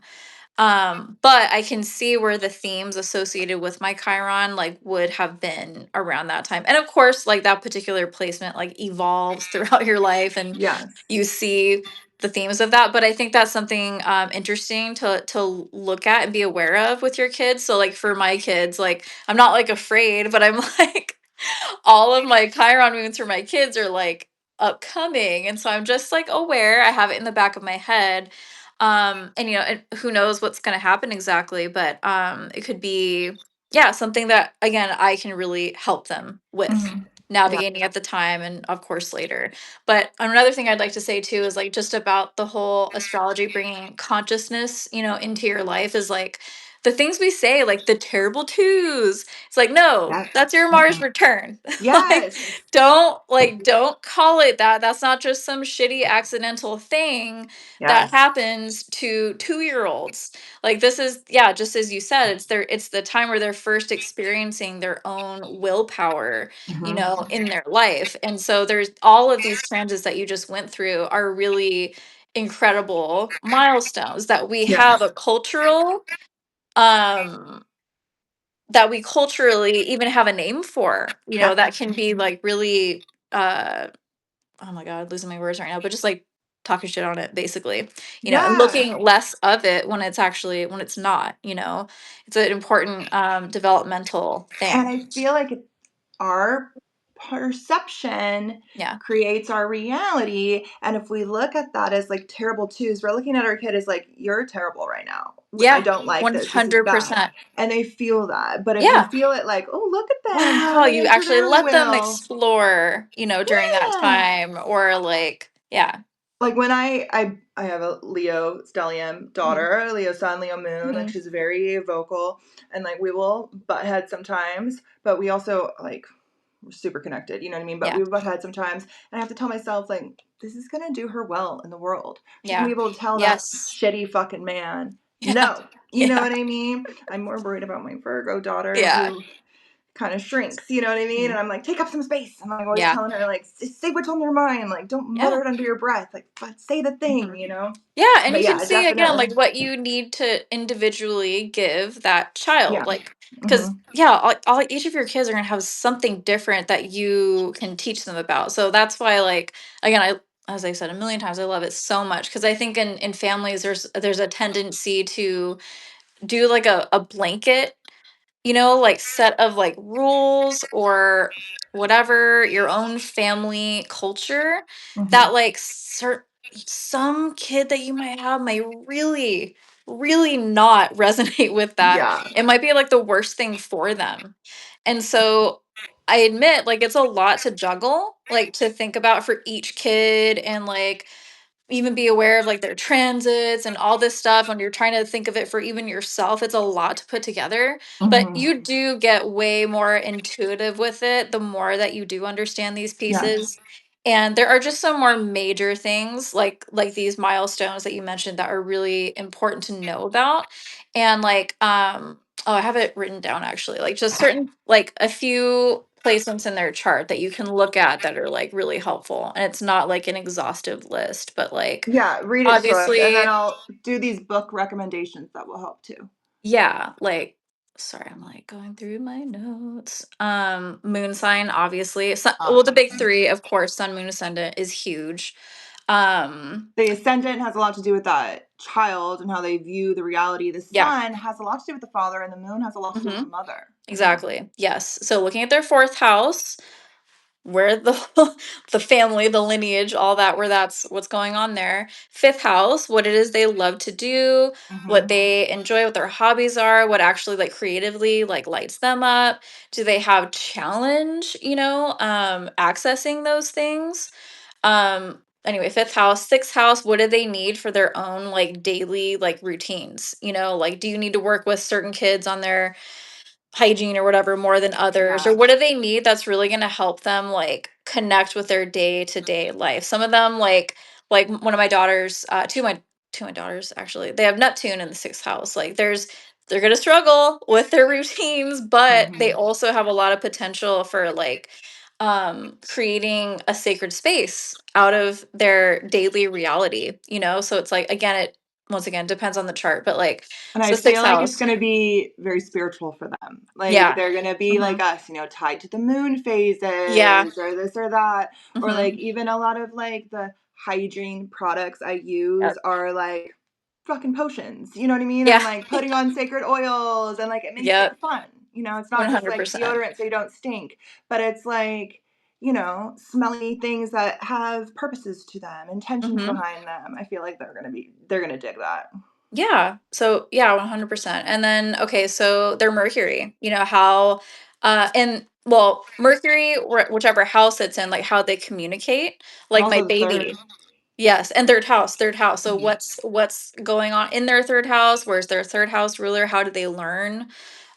It'll Um, tell you a lot about how early childhood education will be for them, how they'll yeah. be with their siblings. Yes. Yes, Mhm. exactly. Yeah.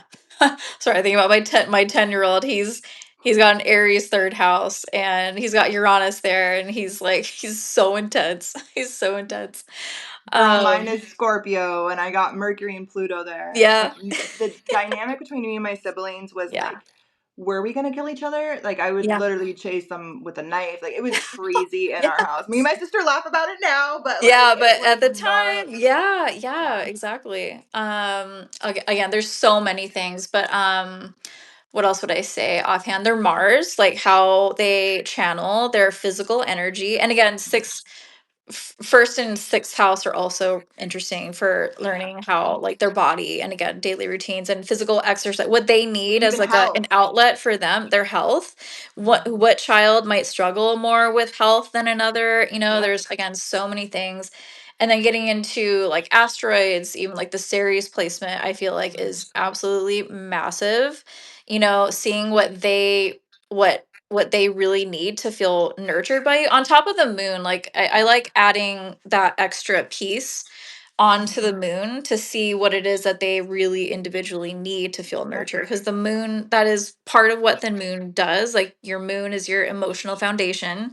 So that's how you can offer that to them. But then Ceres is really, I think, important in adding the extra layer of like taking care of them in whatever individual way that might be. Like for my one of my daughters, she's got it in the third house, like explore. I've noticed how much more she lights up if we're like out of the house, like going on like nature walks, or she's very social, like playing with her friends. She has a higher need, for that.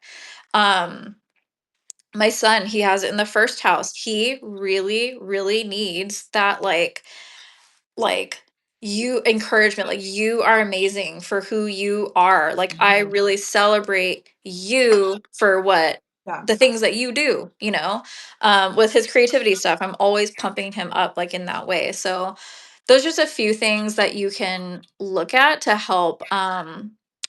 I say those even like the bones of what you can look at, actually, Yeah. too. Sorry, I really like looking at the nodes as well, because I The think nodes. like the South Node, as much as we're intended to move away from it, it's also who we literally are.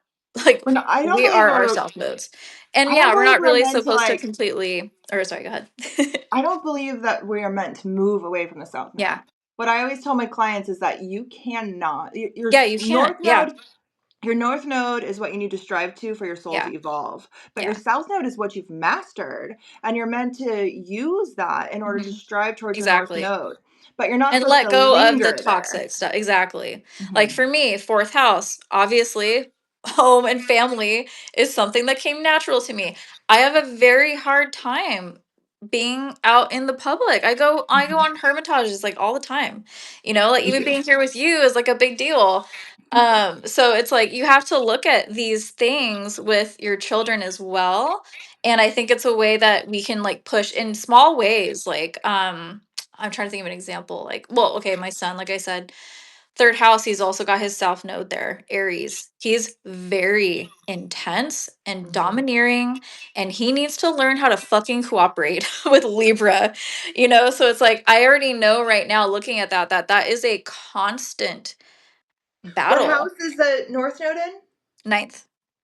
Okay. So he'll learn it through like some sort of like philosophical Hmm. endeavors, Yeah. maybe even like higher studied books. Yeah. You know And what so I this is, mean? yeah, where I can Or a try teacher to. or a mentor. Exactly. I think he really needs that. I've actually realized that. I think he really needs somebody actually outside of our home. Maybe like karate or like tai Yeah, chi or something like that, where it's like totally. in a dojo. You know what I But mean? yeah, it's something a huge, because that the nodes obviously are like one of the highest points of our evolution. Yeah. And so besides like the mundane life stuff of like, oh, what are their daily routines need to be like? What are their hobbies? All of that is important ultimately for their evolution, like giving your children like the best life that resonates with Yeah. their chart as you can will ultimately help them, on their path, of course. But like that's like the one of the more ultimate pieces And of the nodes is the transformation in path. their life. Yeah, exactly. So as much as you all kinds of things that are just like literally interwoven in your day that you can like guide them towards, because again, just even thinking of like my son struggles with being domineering and like trying to assert his willpower on people. So I'm always every day, needing to try to guide him towards being harmonious and collaborative. And Yeah. that's like, it's just woven out throughout our life, you know? So I really love looking at the nodes, even though it's like obviously like evolves over a long period of time. But yeah.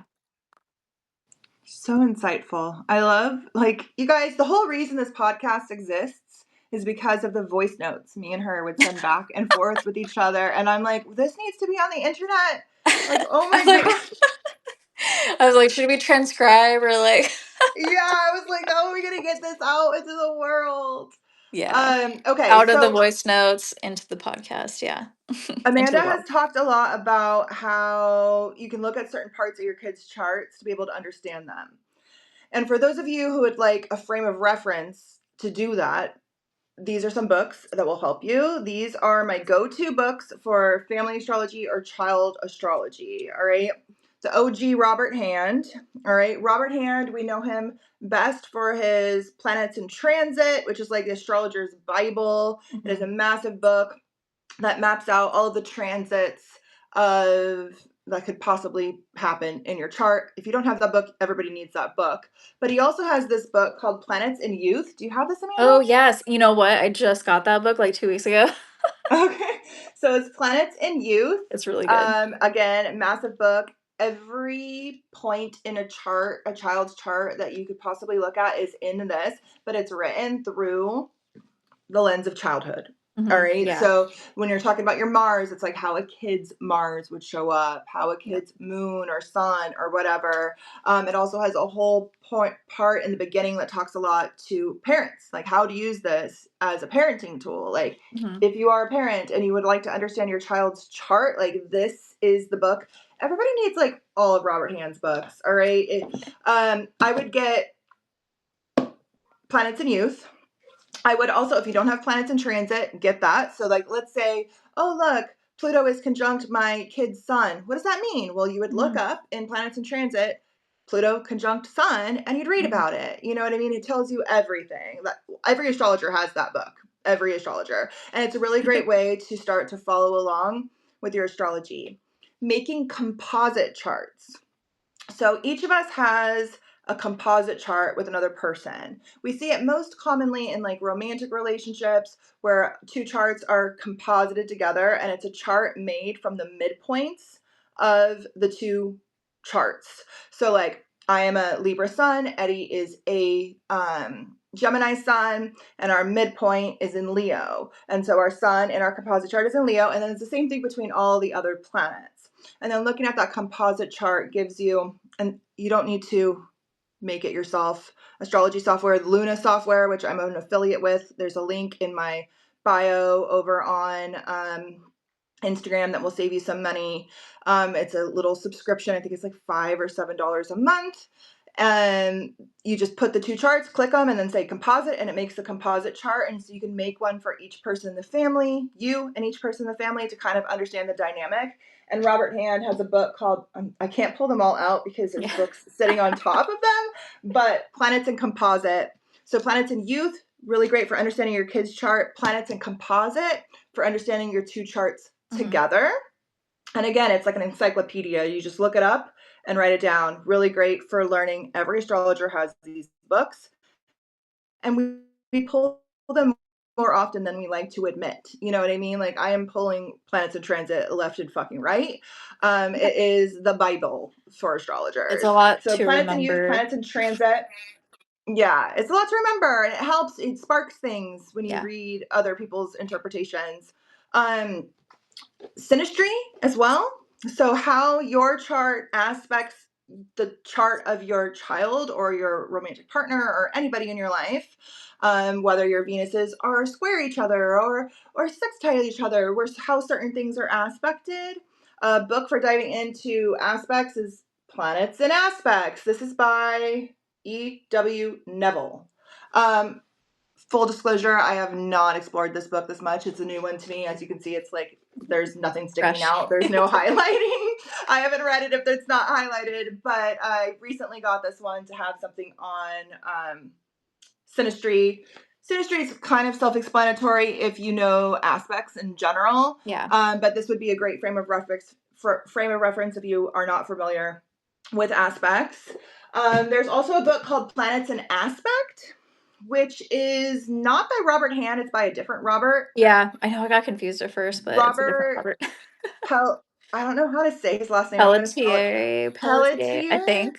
It's French, right? Pelletier, maybe. I don't know. Yeah, Pellentier, planets and aspect. And so it'll talk about, you can look into your chart. Oh, look, my sun is square my Saturn. What does that mean? Well, that book will tell you a little bit about that.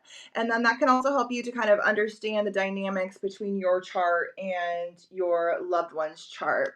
And then, of course, the book we talked about earlier, The Astrology of Family Dynamics by Aaron Sullivan. Amazing. Amanda, if you do not have this, you need this. This is right up your fucking alley.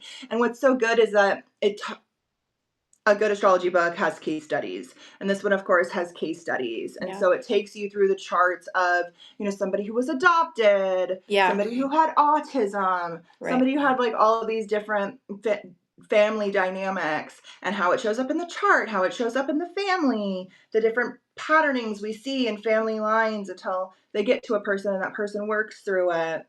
And then another one, Amanda, I don't know if you have this, but you would like this one too. Oh, yes, I Astrology do have that one. Karma. You have this one. Yeah. Astrology, Karma, and Transformation, the Inner Dimensions of the Birth Chart. Stephen, how do you say his last name? Arroyo. Arroyo. Very good. This talks a lot about family dynamics as well, and the karma and the generational karma, how it kind of shows up. These would be great books, but really, this one, this is where I would start if you're trying to figure out your chart, your family dynamic, your child's chart. This is a good one. Because every other astrology chart speaks more in relationship to like an adult.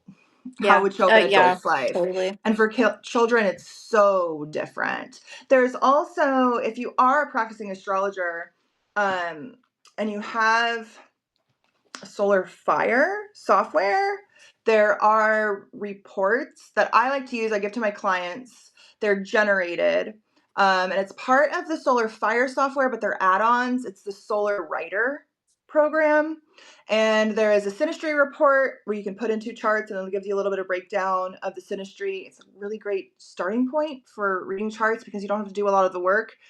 I mean, you have to interpret it, but it has all of the different aspects there, and it's good for astrologers. Also, it has a little bit of information. It's a PDF report that you can send to your clients, and they can have something after your session to kind of revisit. They have one for children's charts. It's called like the Zodiac Child, and I think I've made them for you, Amanda. Yeah. Yeah.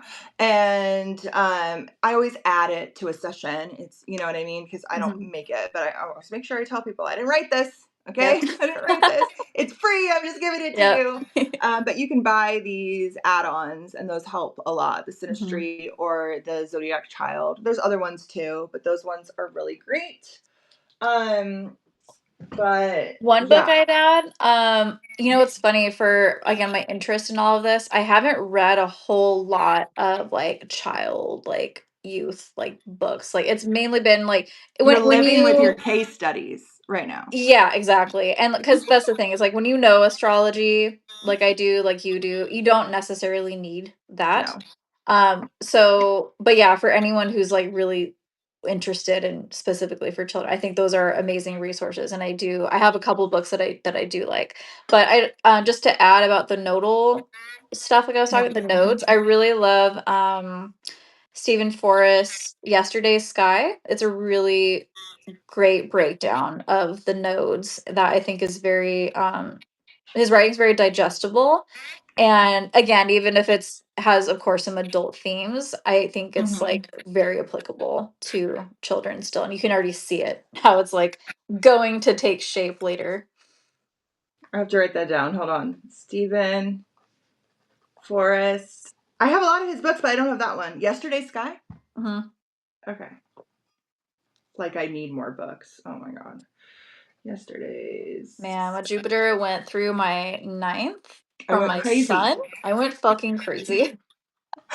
Funded Tavis's whole Oh, business. I know. I think me too. You and I have probably funded his like entire, well, not entire year's salary, but probably a good chunk of it. I would 2020, say 2021, I'm pretty sure I was paying college 22. bills. Talk about going Okay. overboard. So I pulled us a little card before this, and I want to read it, but then I want your 2 cents on it. Okay. So we're talking about the fourth house. We're talking about Cancer. We're talking about ancestral generational karma. And so I was sitting here. I'm like, what deck do I want to pull from? And I pulled from the Wild Unknown Alchemy deck Mm-hmm. because I have that this is one. something we want to alchemize. Yeah. Right? It has a lot to do with our subconscious, our early childhood traumas, the family dynamics, and the things that have festered at the roots of the family tree until we make them conscious, until we see them and we perceive them and we work through them. And so I was like, okay, the alchemy deck, that's the one to go. Girl, the card I pulled, you guys know, these cards never let me down unless I'm trying to use them for For myself. yourself. This one is freakishly accurate. So I'm going to read this and then I want your 2 cents, Okay. okay? So the card that came out is glass. Mhm. And I'm going to read this. So it says transparency, focus, seeing, right? Seeing is helping you to work through it. Yep. It says glass transmits a sacred exchange between the alchemist and their work. Through the glass vessel, the alchemist sees their work, and the work sees the alchemist. What was once clouded in confusion becomes focused. What was once veiled becomes obvious. Yep. How are you currently seeing the world or the family? What is your perspective? The glass card can be thought of as the gift of true perception. With it, you naturally focus on what is most central to your life. All else falls to the wayside. To the yeah. The next right action becomes clear. Glass is fragile by nature and requires regular cleaning. So find daily practices that align your vision to what is true. It's easy to slip into an old mode of seeing, particularly somebody else's mode of seeing, like the Oh. family's. So hold steady to your new alchemical lens. Their power is mighty. Some speak of rose colored glasses that shift our perception. Take inventory of what lenses you are looking through. Is the glass muddy? Is it colored, cracked, or is it crystal clear? Glass is a separator. It puts a clear barrier between the observer and the observed. Ponder on this distance making and whether it is serving or hindering. Um, it says, ponder the sand becoming glass. Oh, that was so perfect. Like I don't even know what else to add besides that. That's exactly what looking what astrology does. And in regards to this specific topic that we're talking about today, with yeah, like just repeating like old patterns within the family. For sure. Like again, I think there are souls who come in with certain signatures that like of course if they didn't even know astrology, we're still going to Yeah. see with that clear glass. But like the card is talking about, like was it muddied glass or cracked or whatever. It's like, but without that conscious awareness, that's what you're looking at your life with. And like you can't optimize what could be nearly as well if you're not again looking at it like with that like painstaking like clarity. No, I'm that was gonna read perfect. I'm gonna read that quote from Aaron Sullivan again that I highlighted and circled and underlined and put stars next to. And she's talking about how you can move past that like ancestral generational karma and the patterns of the family. And she says we become free by realizing our entrapment. And I feel like that glass is Yeah. like that looking glass. Like Hmm. we see this movement with a lot of people like going no contact, like cutting themselves off from their family. And I'm not Hmm. saying like if your family is toxic, like definitely do that. But Yeah. a lot of times it's a dissociation. Yep. Yeah, And those it's things seen are as still, empowerment and boundaries, but yeah, it's absolutely, it can still totally be that. festering within Yeah. your subconscious. It's still festering within your current residence, your current home life, whatever family you have built yourself after the Mhm. family you came from. And no contact is not always the answer. Mhm. Sometimes we need to be around things so that we can see, because what we're really seeing projected back at us from our family and the dynamics within our family is what's within our own subconscious mind. Yeah. Because the fourth house governs the family, but it also governs our own subconscious. And we can really even see, like, I have noticed the way my mother is with me and my sister who have children versus how she is with my brother and sister who do not. Like, she likes them better. Like, I feel like Well, she genuinely doesn't like kids. She mhm. doesn't want to be around kids. And it just made me really realize, like, she didn't like us. You know, she always looked at us as like keeping her from her life. Like, why'd you Yeah. have so many kids? She had so many. She had 5 kids. Yeah. Like, you don't even like us. You know what I mean? And she had to sacrifice so much for the Mhm. kids and like all this stuff. And like now, like she holds a lot of resentment. And I Yeah. see how she is with my kids, especially my Leo daughter, who is very vocal and Mhm. expressive.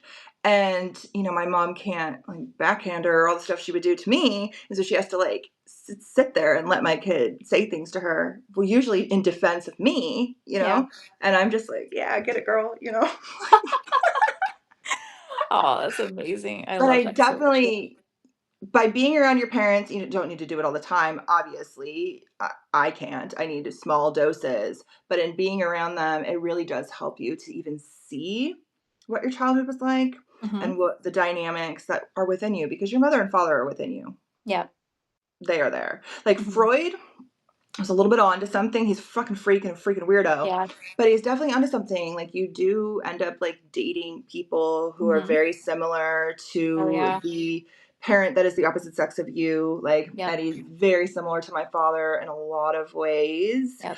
And it gives you the opportunity to like, every person I ever dated was very similar to my father. Mhm. But it gives you the opportunity to kind of like work through some of these things, right? Oh, yeah. Yeah, I definitely think Freud was definitely onto something in a less sexual way and Yeah. in a more Yeah. archetypal way. You know what I mean? 100%. Yeah. Yeah, and less Mhm. pedo esque. You know what I Yes. mean? Okay, Freud, stay away from the Yeah. children, Freud. Yep.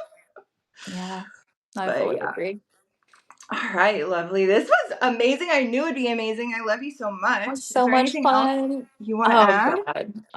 I still feel like we could talk for hours and hours still. Like this really is like barely like the tip of the Barely. iceberg, like not even just like again the tip. Um so yeah, I think anyone who has any follow-up questions, are obviously welcome to ask them if there's Let me look at the chat because people have been saying stuff. I just yeah, haven't. I haven't been able to look I've at it been either. so enthralled Or yeah, I guess with if anyone our has questions conversation. now. Yeah, feel free to ask any questions, you guys. I am scrolling back. Oh my gosh, there's so many of you here. Hi, guys. Okay, everybody's joining. Oh, so it gives you a little alert every time somebody is joining. Arcanic Joy says, so good to see you, Amanda. She says it's Emily. I love Emily. Um, she says, oh, okay, I feel like my life is stuck in a black hole with occasional light breaks. LOL. That's what somebody said. Everybody is joining. Chris is a therapist, but he's therapy outside the box is what he's Yeah. called. And he like helps Okay. people navigate like weird spiritual experiences. And he Mhm. says, is it evolutionary I astrology saw or that. I perhaps love that. I love that. revolutionary I love astrology? I yes. love that. He's asking me blah blah blah. Chris says yes. Ancestral pain patterns, as well as past life pain patterns, Wow. can be passed through epigenetically. Mhm. They're identifiable through parts work and can be healed, released, and transformed. I very much 'Cause yeah, believe like that. epigenetics, exactly. It's like, for people who come from really difficult like family backgrounds, and like that question that we answered first, like, are you is the only way to release them to move through them. And it's like, yes, but that's the thing, is like with epigenetics, as we know, we're not like doomed to repeat like these things. It's like we can Mhm. and astrology is just another way of expressing that, in my opinion. Like you can see it your way out of something. So Yeah. yeah. Hi, Chris. I'm so glad you're here. I'm going to have you on at some point too. He says, "Can we cancel pop psychology along with pop astrology, please?" Yes. Can we? And Chris, you do need this book. You will use this in your practice. And I know you have enough of an astrological background to be able to understand it. It is written for astrologers, but she does a good job at it so other people can understand it. All right, if you guys have any questions, you can shoot them in the chat. I'm at the bottom of the chat. Otherwise, I am going to wrap it up. Happy full moon, everybody. Yes, Full happy full moon. moon. It's a very nice moon. If you haven't already, head over to Patreon, watch my deep dive analysis in regards to this moon kicking off 2026. Oh, I do have one more question for you, Amanda. Hold on. Okay. Kicking off 2026, which is going to be a big freaking year of so much Yes, my change. God. And this moon is kind of beautiful. And so is our next moon, Capricorn moon. Love Mhm. it. But Amanda, my question for you, what do you think about 2026 coming up 2026? Like what Okay, guys, we're gonna be here for like 3 more hours. I know. Okay, in short, I guess I am very excited for it.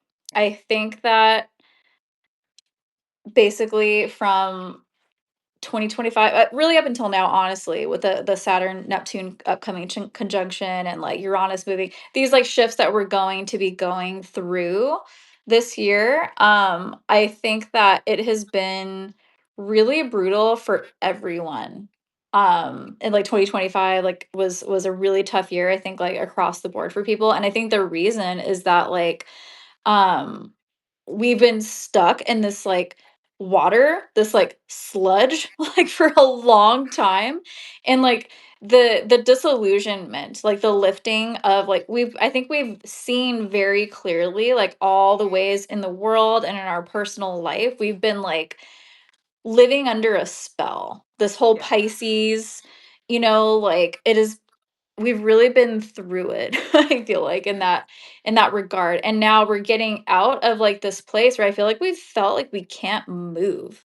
People feel like they can't like move forward, and they're tired of like feeling so much, because it's time to actually fucking move and do something about what you've learned and what you've realized is like no longer true like you thought it was. And this is Mhm. like a massive like rebuilding time with like huge amounts of action that we have not felt in a really long time. And I think that can also is going to be overwhelming in its own way for certain people, like people who are air and fire dominant, like me, Right. like you as well. Like I think some people are going to thrive a little bit better. For the water and earth people, I think it's going to be challenging because everything is going to be so fucking fast, and they're Yeah, really especially going to for be. fixed Yo, placements, yeah. especially with Chiron moving into Taurus too. Yeah, and that's true. That's like another fixed earth thing. But Yeah. the larger shifts are in like air and fire, and it's going to Yep. be just such a day and night difference between what we have been in. Personally, I'm really excited for it. Same. But I'm not saying that like it's going to be easy either. It's not. No. It's not it's not easy. I guess I'm just excited about the energy shift personally. Like I think there's going to be like I feel like we're going to have that energy to actually do more stuff is really what it is. Make the changes that we need to make, again with Mhm. more consciousness about what that even is for us individually. But yeah, that's like in short, I guess what I would say. There I again, think could what I'm go on most so much, but I think what I'm most excited about is getting out of the long held 29-degree outer planet energy where they've been at these like late degrees forever, closing out this stuff. Like, I'm tired, I am over it, and I'm like really ready for them all to move into that 0 degrees of the air and fire, and Yes. then Yeah. harmoniously aspect each other like they are Yeah. now, but like Mhm. harmoniously aspect each other. And so we're going to be having a lot of changes in many different areas of our life and reality, but they're all Mhm. going to be working together in a harmonious way to like really get us to the new world, like Yep. this new chapter. It's going to feel like radically different. Yeah. And for some of us who are like heavy cardinal energy, heavy Mhm. air, heavy fire, maybe even some mutable, like we're ready for Be that like, change. "Woo!" We're Yeah. ready for that change. We're like, whatever, it has to be better than where it's been. Yeah. It has But to be. yeah, for the and I feel like even the air, I mean, even the earth and water people, they need a little bit less earth and Yeah. water. Like Yeah. they've been I think it's drowning been in the too much for them. sludge. Totally. Yeah. Yeah, it's like a swamp. When you got all that earth and water together, it's literally like a swamp. But this There's a question couple. here, Okay, do you go have any ahead. advice on not burning out and not getting blasted out of nervous system balance? I think that's literally the key because Yes. With again, Uranus the and Gemini. yes, like we're Mhm. being like electrocuted basically, which we have so much potential to channel literal genius. Yes. All of us do. Like again, our mode of communication is going to like drastically change. And of course, like I'm not trying to get into this conversation of AI, but of course that's like one of the ways, but also just us, like the way that we communicate outwardly and the way the ideas that are coming to us are going to be Yes. very different. And I think I'm super excited about that. But the nervous system, I think, is the number one thing to look at how to harmonize for yourself with all of this that's coming.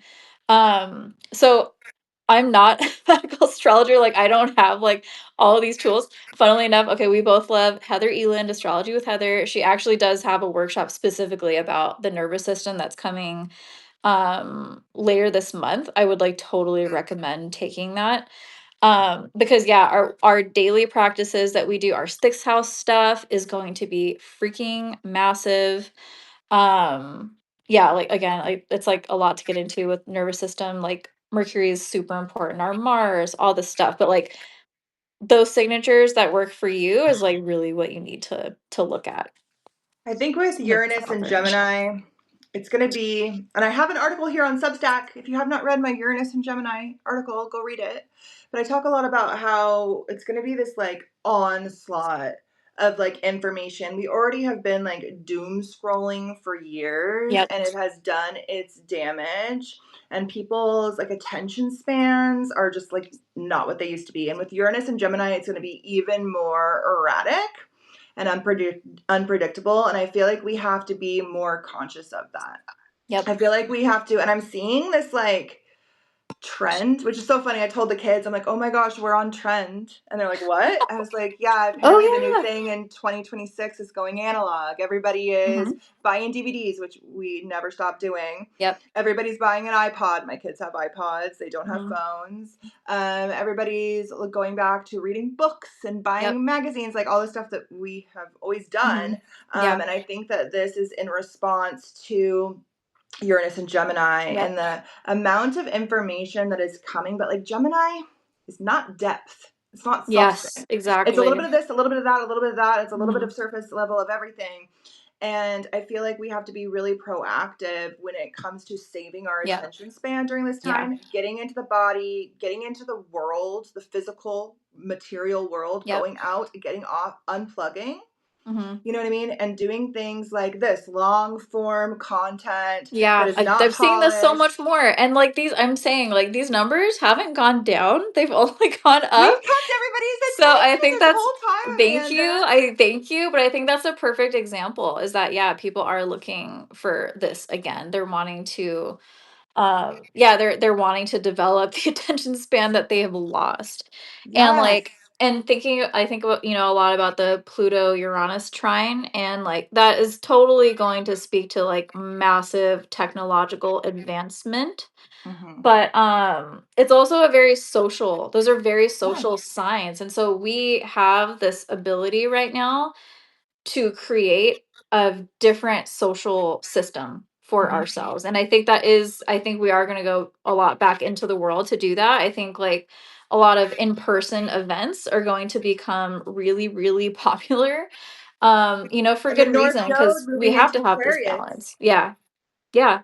The North Node moving into Aquarius, which is what we're striving for, is like one, Aquarius governs high technology and we govern Yeah. AI and things like that, but it also governs connection and community and Hmm. groups and like striving for Yeah. that in reality. Like people, we're done. The internet, the dead internet theory ain't a theory. It is real. Like Hmm.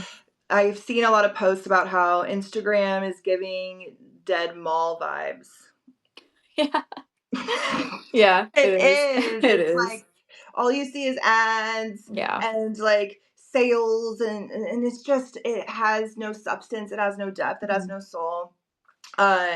We used to be able to do lives over there, and now Yeah. when I see people do a live, it has like barely any views. Like Hmm. the algorithm doesn't show it to anybody. Hmm. If I try to make a reel that is over 3 minutes, the Instagram straight up tells you we're not going to show this to anybody. It gives you a big alert. This is over 3 minutes. We're not going to show it to anybody but Oh your my God. followers. And if you're lucky, only a Hmm. few, a little fraction of And if it. you're lucky. Like it is geared towards small bite-sized content where you're scrolling, and this fries and burns out your nervous system, Hmm. your attention span, and your ability to process the information that is coming to you. And I Yeah. really feel like it's going to be a call back to analog, Hmm. um, real life events, and unpolished, uncut content like this. Hey, Yeah. Amanda. Exactly. Yeah, exactly. I'm so glad you're here. I saw somebody Yes. post one other thing here. Um, uh, Valentina says family constellation work for the houses and astrology really helped me as well, Ooh. especially fourth house sessions. This book, Aaron Sullivan's Dynasty Family Dynamics, does talk about family constellations and how you can kind of like weave these charts Hmm. together to kind of understand how things show up differently for different people. And there are astrologers that do family constellation Hmm. work. Do we know of any? Who do we know? No, I don't, and I've never done it, but really been Neither. wanting to because I know like I mean, I've I heard do it nothing but like kind of. amazing uh feedback about the modality. I'm not like trained in that specific modality, but when you're doing like synastry Yeah, or like right. looking at clients' charts, I think I just You like can see, as naturally an do it. astrologer, you can see the Yeah. constellation of the family. Yeah. So it's Yeah. like a different way. But yeah, like family constellations, I realize is like a whole therapy, which is amazing. But yeah, there's of course so much to look at in astrology on its own that is like so healing. Um, yeah. And Amanda wrote, check out Astrology with Heather and her Celestial Self Care workshop later this month. It's all about the nervous system. We love Heather. Amanda actually works with Heather now. Yes. She has left her corporate job. You left? Or are you still doing that too? I'm close. Girl, come on. I know. We've talked about this. I know. She's Oh, almost out. She's almost out the door, but Mars she's and the starting to six follow that passion. wives. But you're following that passion. So this is a Mhm. very good example of what we were talking about earlier with like sixth house and 10th house can coincide at the same Yeah. time. Like you're still Mhm. very much in that sixth house Oh employment, yeah, for sure. burning yourself out, working for the man, but you're paying the bills. Yeah. You know what I mean? And I'm learning. While you I'm learning. I've simultaneously, been so grateful, like for the people yeah, that I've worked for because it totally has put me like on my path. So it's been yes. good in the end, but yeah, for sure. And it's Can allowed show you to up that work way. from home so you could Hmm. be there with your Yep. kids, homeschool Hmm. your kids, follow your hobby, your passion, and start to build the framework of your mission, your purpose, your career, Hmm. which I know you will. You're there. If you guys would like a session with Amanda, tell them where they can find you. Thebirthofyou.com. Again, like I explained in the beginning, like my, beginnings of like my business was all about like birth and motherhood. So like if you go there right now, it's like largely birth and motherhood. But again, I'm working on like actually blending the two a lot better. But I totally do have in my offerings, the only one that I have is for a natal chart reading.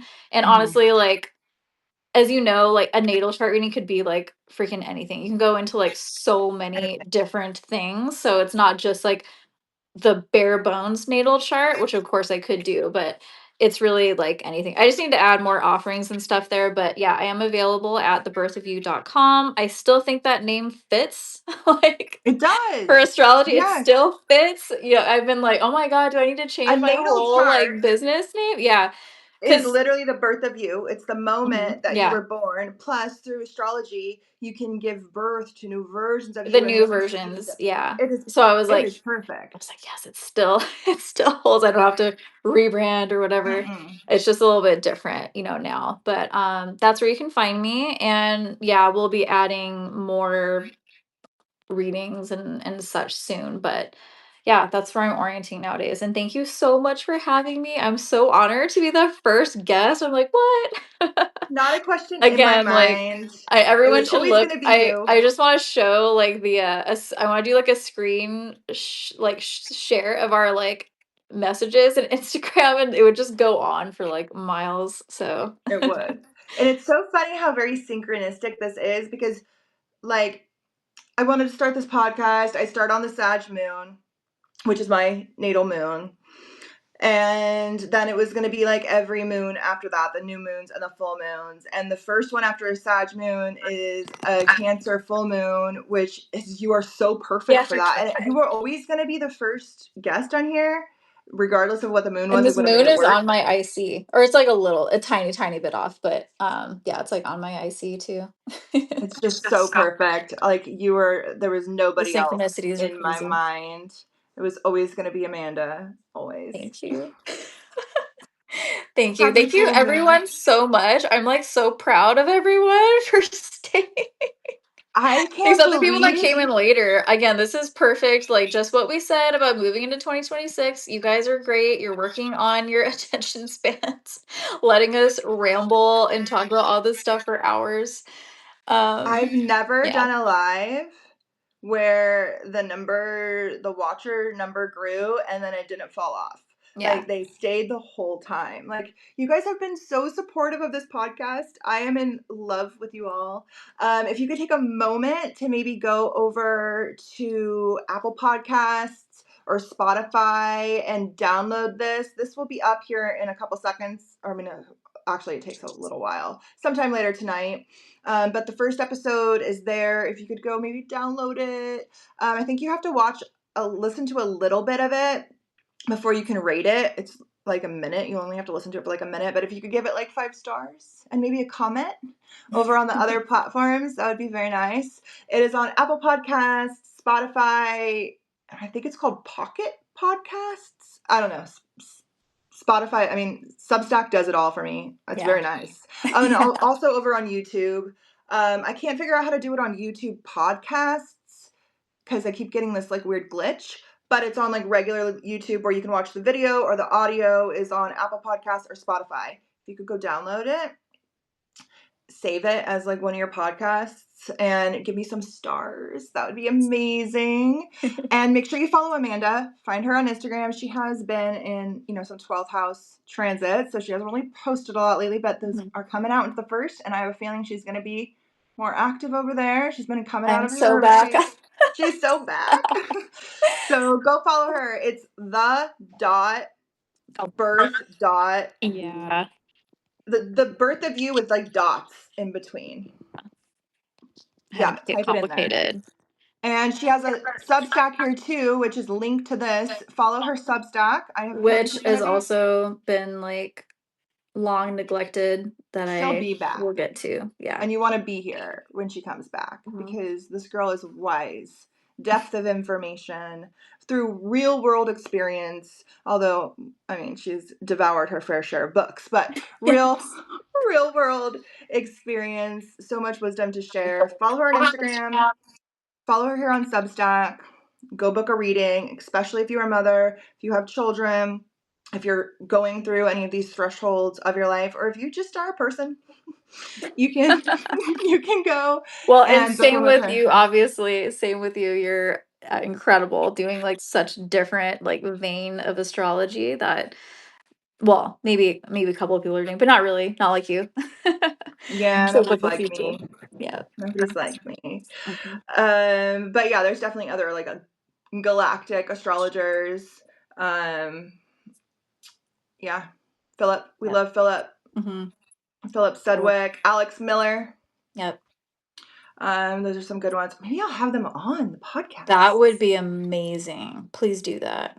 I will Maybe, do that. I will do yeah, that. you I need to have bring quite a few Philip. people already kind of mapped out here, Yeah. but I will definitely do that. Yeah. Yes. You need to bring Philip onto these platforms. Have like the Yeah. old school There's like no astrologers. video of him. We're very few, but yeah. Yeah. Okay. I've done like some of his little webinars or Hmm. whatever. And he's so like old school and Hmm. rudimentary and very like science based, data Hmm. based, you know? But he's got good stuff to say. Oh yeah, badass. I had a reading with him that I really loved, and obviously he's just such a trailblazer in this Yes. realm. So yeah, he's got good things to say. Yeah, but those would be two astrologers to look out for. They both they're not really on social media. They Hmm. both are very active in their email newsletters, which is how astrologers used to be back in the day before social media. And I think we all need to go back Hey, to maybe that people because are gonna read their newsletters now. Well, hopefully I they read their obviously do, but I newsletters. do too. But like, I'm laughing because I'm like, yeah, that's kind of how they are. A lot of them do it, which is Mhm. wonderful, and I read that kind of stuff. But I'm like, Yeah, yeah, maybe they'll have their, their yeah. heyday back a little bit again. Yeah. Philip Sedgwick is his name. He is a galactic deep space astrologer. He calls himself. He also wrote a book called The Astrology of Deep Space, I think. I don't know. Mhm. Usually it's The Astrology of Deep Yeah. Space. Yes. And then Alex Miller he focuses a lot on asteroids and black holes. And he wrote a book called The Black Hole Book, which is also very good. You have that, right, Amanda? Aren't Yeah, you the I one who got told me those. about it? Yeah, yeah, Yeah. I got both at the same time in like a bundle on eBay. It was great. Oh, yeah. They're very good. Mhm. They're really like the only ones that do this kind of stuff. Mhm. And I found them both like after I had already started doing this stuff. And I was like, Yeah, oh, other people exist? yeah, Nice. Yeah. exactly. They both have really insightful newsletters. Hmm. Alex does a lot of like political stuff, political Mm. events, different like historical events in the astrology or some asteroid that was aspected at that Mundane, yeah. time. It's like so amazing. Like I love them both. Yeah, definitely gonna have to reach out. All right, Amanda, All I've right. kept you long enough. Thank you so much. Bye. Bye. Bye, guys. Thank you for being here Love and you. staying. Yeah. Bye. End live video.